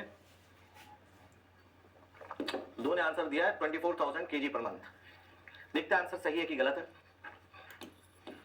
सबसे पहले आपने डिस्चार्ज ऑफ सप्लाई निकाला होगा। भाई एक आदमी 100 लीटर का पानी मांग रहा है प्रतिदिन, कितने आदमी है? 4 लाख आदमी है, तो टोटल 40 × 10⁶ लीटर का पानी प्रतिदिन आपको साफ करना है ना। 40 ml का पानी आपको प्रतिदिन साफ करना है दोस्तों। अब इसके लिए एलम डोज कितनी चाहिए? एलम डोज दिया हुआ है कि होनी चाहिए, अच्छा, 20 milligram per litre. 20 milligram per litre से क्या तर्क बनता है? 1 लीटर पानी में जब 20 मिलीग्राम का एलम पड़ेगा तब जाके सुटेबल फ्लॉक बनेगा जो इंप्योरिटीज को अपने में समा लेगा और सेटल डाउन होगा। 1 लीटर पानी में 20 मिलीग्राम का एलम होना चाहिए। इतने लीटर का पानी है, हर लीटर में 20 मिलीग्राम एलम होना चाहिए, तो टोटल एलम कितना हो गया भाई? टोटल एलम रिक्वायर्ड 1 लीटर में 20 मिलीग्राम होना चाहिए, 1 लीटर में। और 40 × 10⁶ लीटर का पानी जो प्रतिदिन आपको साफ करना है। मिलीग्राम को केजी में कन्वर्ट करते हैं। भाई 1 लीटर में 20 मिलीग्राम का एलम पड़ना चाहिए, इतने लीटर का पानी है, हर लीटर में 20 मिलीग्राम पड़ना चाहिए, तो इनटू कर दिया। मिलीग्राम को केजी में कन्वर्ट किया, 1 केजी में 1000 ग्राम होते हैं और 1 ग्राम में 1000 मिलीग्राम होते हैं, यानी कि 1 केजी में 10⁻6 मिलीग्राम होते हैं। तो मिलीग्राम को केजी में कन्वर्ट करेंगे इंटू 10⁻⁻6 केजी। 1 केजी में 10⁻6 मिलीग्राम होते हैं, तो मिलीग्राम में 10⁻6 केजी होते हैं। भाई ये 10⁻6 और ये 10⁻6 कैंसिल आउट हो गया। आंसर कितना आया भाई? 40 × 20 कितना होता है? 800 केजी। 1 दिन में लगेगा, 1 दिन में लगेगा। 1 महीने में कितना लगेगा? Per month. महीने में कितने दिन होते हैं बाबा? महीने में 30 दिन होते हैं, तो ये तो 1 दिन में लगा। 30 दिन में कितना लगा? 30 दिन में कितना लगा? डेढ़ कट गया, मंथ में आंसर मिलेगा कितना? 24,000 केजी लगेगा 1 महीने में पर मंथ। ये आपका जवाब है। कुछ ने आंसर दिया था, सही था उनका आंसर सही था, वेरी गुड। नोट करिए इसको। अगला, find calcium bicarbonate required 200 kg of alum. 200 kilo के एलम को रिएक्ट करने के लिए कितना कैल्शियम बाइकार्बोनेट आपको जरूरत पड़ेगा? करिए।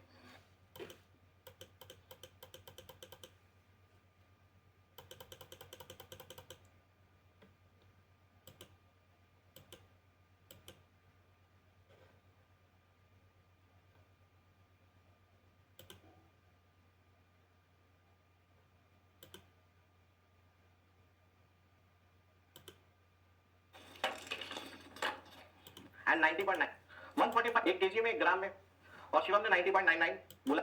इसके लिए हमको पहले केमिकल रिएक्शन लिखनी पड़ेगी। क्या लिखना पड़ेगा? Chemical reaction.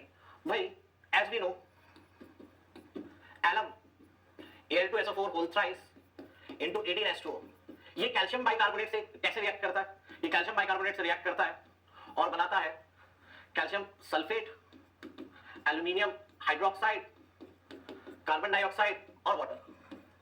18 6 2 3 3 हमने बैलेंस भी किया था इसको।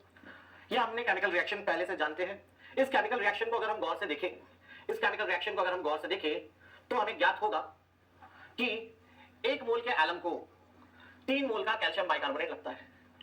1 मोल के एलम को 1 मोल ऑफ एलम, अच्छा, requires 3 mole of calcium bicarbonate, 3 mole of calcium bicarbonate. ये केमिकल रिएक्शन से रिलेशनशिप निकालने के प्रोसेस को स्टोशियोमेट्री बोलते हैं। क्या बोलते हैं? स्टोशियोमेट्री, है ना? बचपन में आपने ये टर्म जरूर सुना होगा। ये क्या कर रहे हैं अपन? स्टोशियोमेट्री लगा रहे। Stoichiometry, what is stoichiometry? कोई काम का नहीं है, कोई नहीं पूछने वाला स्टोशियोमेट्री क्या होता है, बचपन में पढ़ चुके हैं। स्टोशियोमेट्री होती है केमिकल रिएक्शंस को देखते हुए रिलेशन बताना कि कितने मोल के किस कंपाउंड को कितना मोल का क्या लगा है, या कितने मोल के किस कंपाउंड से कितने मोल का क्या बन रहा है। क्लियर है मेरा बात? तो ये इंपॉर्टेंट है। ये सिर्फ यहां नहीं, आगे कई जगह आएगा। जब हम हार्डनेस करेंगे लाइम सोडा से तो आएगा, जब हम थ्योरेटिकल ऑक्सीजन डिमांड पढ़ेंगे तो आएगा, टाइम एंड अगेन ये आएगा एनवायरमेंटल इंजीनियरिंग में। केमिकल रिएक्शंस को देखकर रिलेशनशिप बताना, स्टोशियोमेट्री लगाना।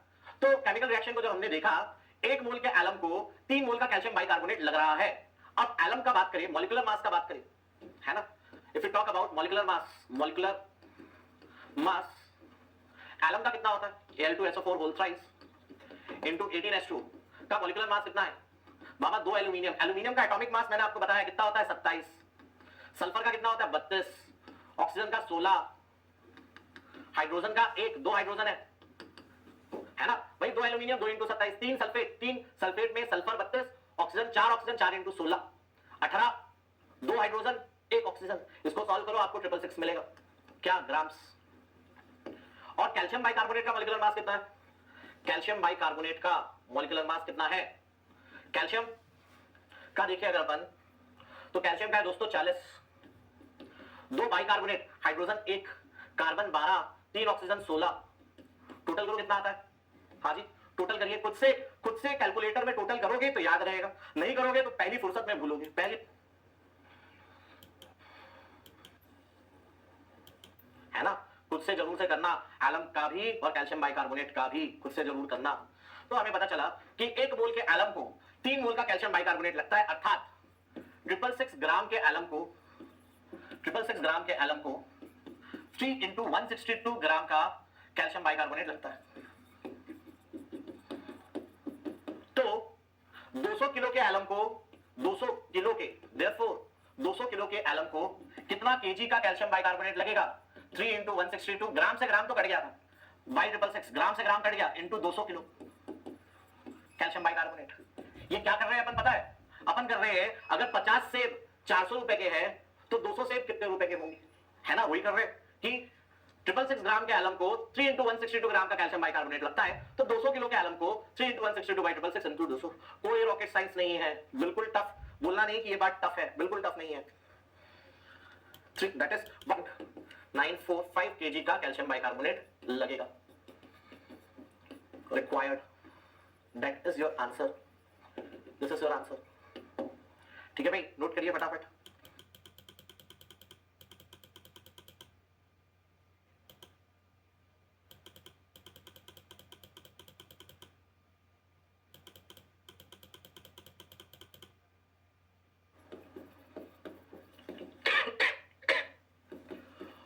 LPCD एलम डोज दिया है 15 milligram per litre. Total calcium bicarbonate required in kg per day for satisfactory coagulation.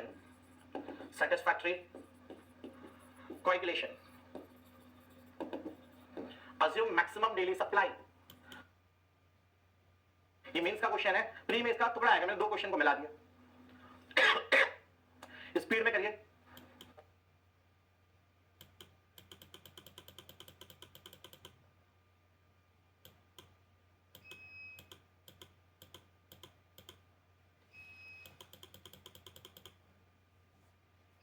Discharge of supply निकाला अपन ने। What is discharge of supply?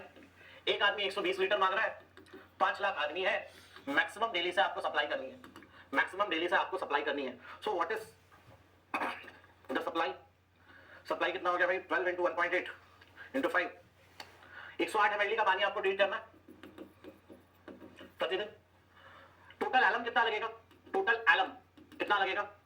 भाई 1 लीटर पानी में 15 मिलीग्राम का एलम चाहिए, 1 लीटर पानी में 15 मिलीग्राम का एलम चाहिए, इतने लीटर का पानी है, हर लीटर में 15 मिलीग्राम का एलम चाहिए। मिलीग्राम को केजी में कन्वर्ट कर दिया, तो टोटल कितने केजी का एलम आपको चाहिए? 108 इंटू 15, 1620 केजी का आपको एलम चाहिए डेली। डेली इतना एलम आपको चाहिए। अब इसके लिए कैल्शियम बाइकार्बोनेट कितना लगेगा हमें पता है, एज पर रिएक्शन, रिएक्शन के थ्रू हमें क्या पता है कि एक मोल के एलम को 3 मोल का कैल्शियम बाइकार्बोनेट लगता है। एक मोल का एलम यानी कि 666 ग्राम के एलम को 3 into 162 ग्राम का कैल्शियम बाइकार्बोनेट लगता है। अब आपको 1620 केजी का एलम डेली डालना है। इतने एलम को कितना कैल्शियम बाइकार्बोनेट लगेगा, 3 into 162 by 666 into 1620, इतना केजी का कैल्शियम बाइकार्बोनेट आपको लगेगा। इसको सॉल्व करेंगे क्या आ जाएगा, 1182.16, इतना केजी का कैल्शियम बाइकार्बोनेट आपको डेली रिक्वायर्ड होगा। That is your answer. ठीक है दोस्तों, चलिए वेरी गुड, कुछ लोगों ने सही आंसर दिया है, कुछ ने फिर गड़बड़ कर दी है। अरिजीत, अभिषेक, आराम से करो क्वेश्चन, जल्दी मत भागो। अब गाड़ी बढ़ाई जाए further guys. Now will discuss flocculation.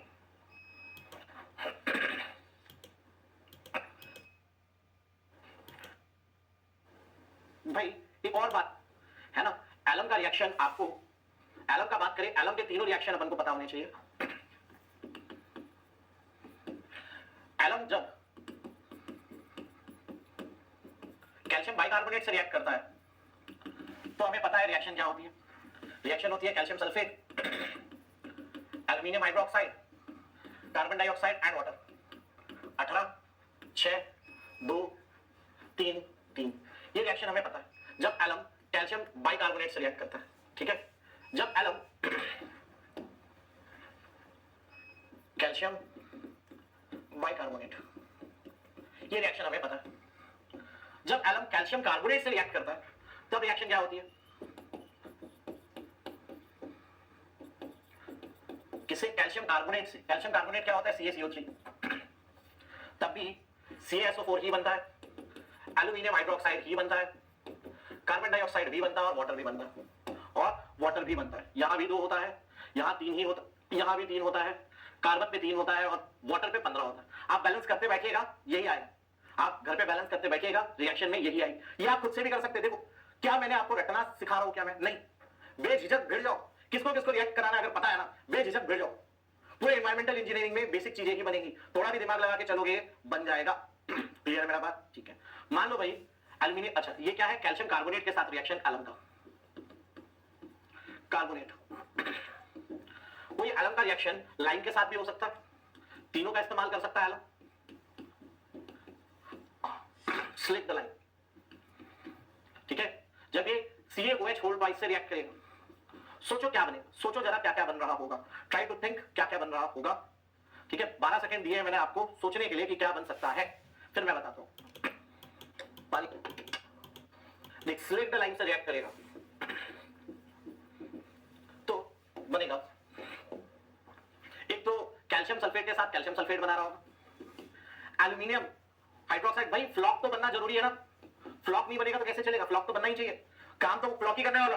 भाई कमाल कौन दिखाने वाला, फ्लॉक तो वो तो बनाना ही पड़ेगा। लास्ट बार कार्बन दिखता था, कार्बन डाइऑक्साइड बना देते थे, इस बार कार्बन नहीं दिखा है, कार्बन डाइऑक्साइड क्यों बनाएंगे, वाटर दिखा, वाटर बना दिया। बैलेंस करना है ना, वहां पर 2 एल्यूमिनियम, यहां पर 2 एल्यूमिनियम, सल्फेट 3, कैल्शियम 3, कैल्शियम 3। ठीक है, अब वहां पे पानी 18 दिख रहा है, यहां पर पानी हमने 18 कर दिया। अब ऑक्सीजन चेक कर लो, 2 3 6, 2 3 6, oxygen is balanced, oxygen is balanced, the equation is balanced. ठीक है भाई, तो आपको देखो आपसे कुछ भी पूछ सकता है, फाइंड, जैसे एक क्वेश्चन ये भी आ सकता है, find amount of slaked lime required, find amount of calcium carbonate required to react with 500 kg of alum, तो इक्वेशन 2 को उठाना पड़ेगा। अच्छा अब इसको कितना याद करो, चांसेस कम है भाई, चांसेस बड़े कम है, बहुत कम चांसेस है। जो इनको याद कर पाए कर ले, ना याद कर पाए समझ ले और तुरंत एग्जाम में पहुंच जाए। वहीं अगर आ गया, नहीं आया तो ठीक है, आ गया वहीं के वहीं इक्वेशन बना के सॉल्व कर देंगे। क्लियर है मेरी बात, समझ रहे हैं। चलिए, ब्रह्मांड याद नहीं कर सकते अपन, ना ब्रह्मांड में पढ़ा सकते हो, ना ब्रह्मांड तुम पढ़ सकते हो, है ना ब्रह्मांड याद कर सकते हो। ये क्यों पढ़ा, गलती से 0.001% चांस में अगर आ गया तो तुम मुझे याद ना करो करके ये मैं लिखवा दे रहा हूं, फटाक से इसको लिख लीजिए।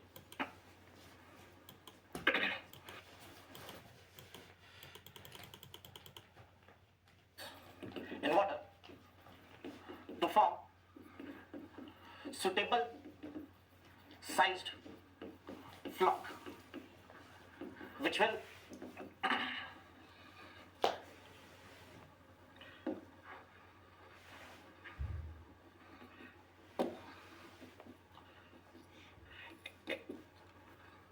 it is done for interaction between suspended impurities and flock, so that they can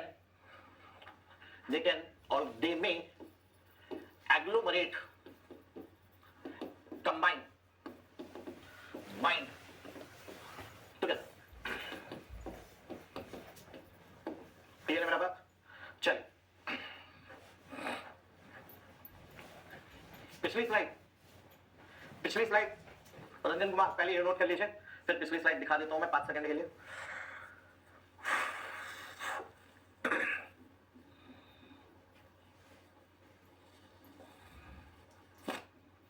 कल आपका फिल्ट्रेशन होगा और डिसइंफेक्शन भी होगा, चालू हो जाएगा एटलीस्ट डिसइंफेक्शन।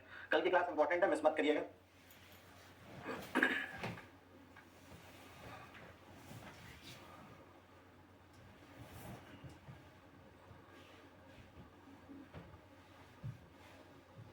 मूविंग ऑन, यहां पे सो दैट है, ये लो भाई, स्पीड में नोट कर लीजिए Ranjan Kumar, you got 10 seconds.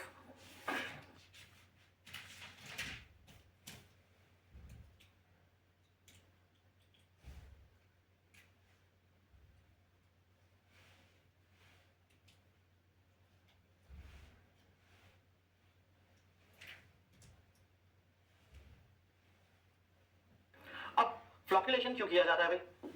हमने केमिकल डाला, एल्यूमिनियम डाला तो AlOH होल थ्राइस नामक फ्लॉक बन गया। कॉपर एस डाला FeOH होल ट्वाइस नामक फ्लॉक बन गया।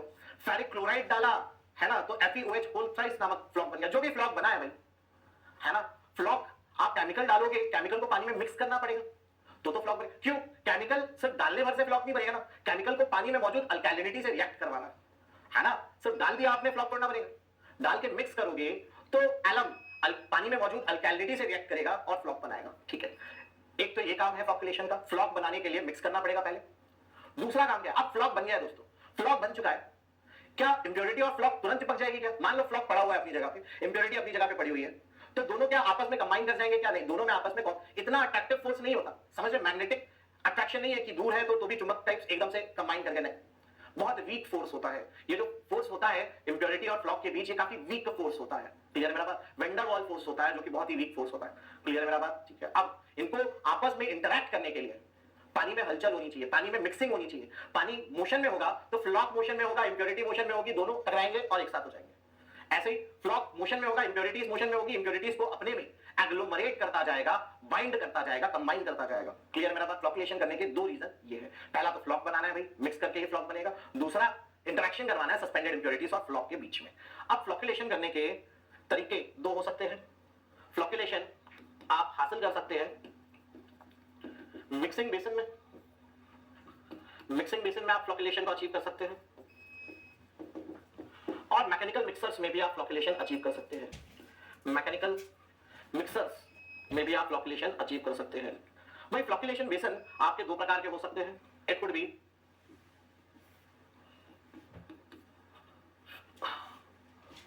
ओवर एंड टॉप, ठीक है, over the top and around the wall, around the baffle wall, around the baffle wall और अराउंड द वॉल, दोनों ही बोलते हैं। क्लियर मेरा बात? भाई फ्लॉक्युलेशन अचीव करने के लिए हमारे पास दो मायने मौजूद है। एक तो मिक्सिंग बेसिन्स में आप फ्लॉक्युलेशन को अचीव कर सकते हैं, है ना। मिक्सिंग बेसिन्स आप नहीं यूज करना चाहते तो, मिक्सिंग बेसिन्स नहीं इस्तेमाल करना चाहते तो मैकेनिकल मिक्सर्स में। अब ओवर द टॉप या over and below, also called as over and below, over and below, ये कैसा होता है समझना। भाई मिक्सिंग बेसिन्स कंस्ट्रक्शन होता है कुछ इस प्रकार का, देखते जाइएगा।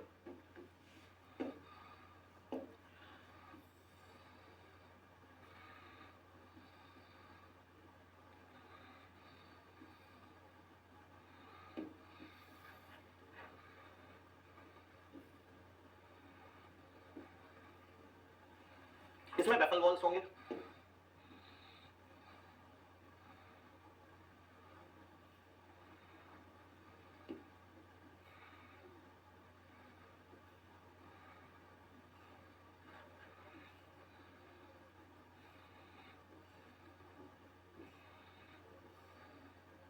ठीक है, these are बेफल वॉल्स।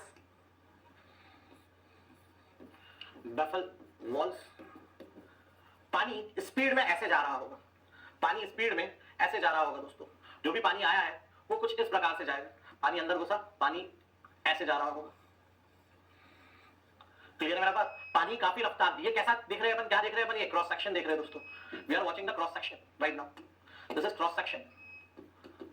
ये वर्टिकल टाइप होता है, कैसा होता है, वर्टिकल टाइप वॉल होता है, वर्टिकल टाइप वॉल होता है।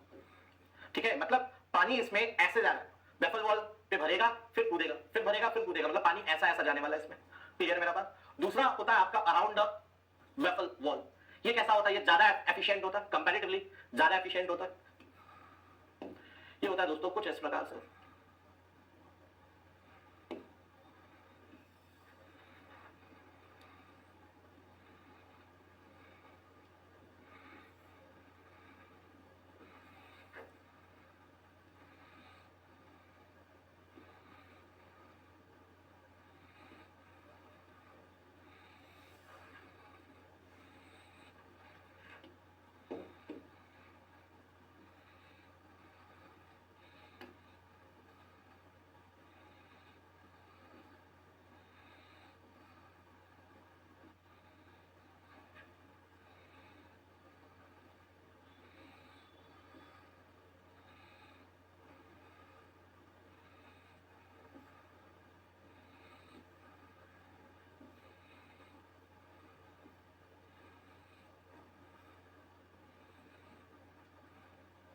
यहां अपन टॉप व्यू देख रहे हैं, क्या देख रहे हैं, टॉप व्यू।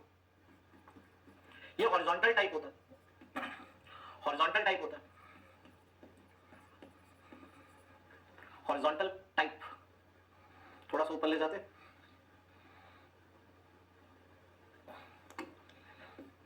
क्या होने वाला है भाई, इसमें पानी स्पीड में ऐसा मोशन करता है, इसमें पानी स्पीड में कुछ ऐसा मोशन करता है। अपन ऊपर से देख रहे हैं, पानी आएगा ऐसे जाएगा बेफल वॉल्स के किनारे से।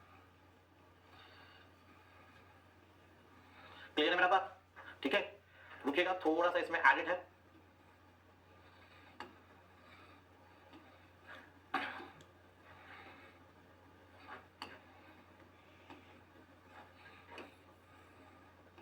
ये नहीं मिटता क्या, चलो कोई बात नहीं, ये वाला वॉल नहीं होगा, यहां नहीं होगा।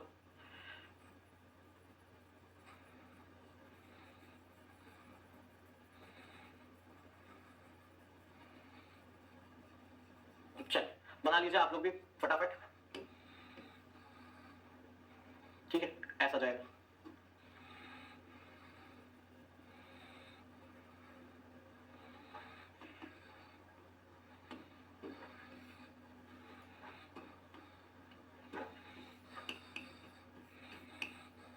ठीक है, तो अराउंड द बेफल वॉल जो कि हॉरिजॉन्टल टाइप होगा, उसमें पानी हॉरिजॉन्टली मूव कर रहा है। ओवर द टॉप में या ओवर एंड बिलो जिसको बोलेंगे, उसमें पानी ऐसे ऐसे जाता है, उसमें ज्यादा सिल्ट डिपोजिशन होता था, फ्लॉक का डिपोजिशन और सेडिमेंट का डिपोजिशन ज्यादा होता था। इसमें पानी जब जाता था तो यहाँ पे बाबा इंप्योरिटीज ना यहाँ पर फंसने लग जाती थी, समय के साथ इंप्योरिटीज यहाँ पर सेडिमेंट डिपॉजिट होने लगता था, तो ये बहुत ज्यादा अच्छा नहीं था। ये ज्यादा एफिशिएंट है। यहाँ पे क्या हो रहा है, सिल्ट डिपोजिशन हो रहा है, silt deposition. Around the wall में ये वाली चीज हमने रिमूव कर दी। इसमें अराउंड द वॉल में पानी ऐसे ऐसे जाता है स्पीड में। जो पानी अंदर घुसा है 3 मिनट में पानी बाहर होगा, 3 मिनट में पानी बाहर होगा। हम कोएगुलेंट को फीड कर देंगे, कोएगुलेंट को एंट्री पॉइंट पर फीड कर दिया जाएगा। ठीक है, यहां पर कोएगुलेंट डाल दिया जाएगा, कोएगुलेंट फीड, यहां पे कोएगुलेंट डाल दिया जाएगा, कोएगुलेंट फीड, एंट्री पर कोएगुलेंट को डाल दिया जाएगा।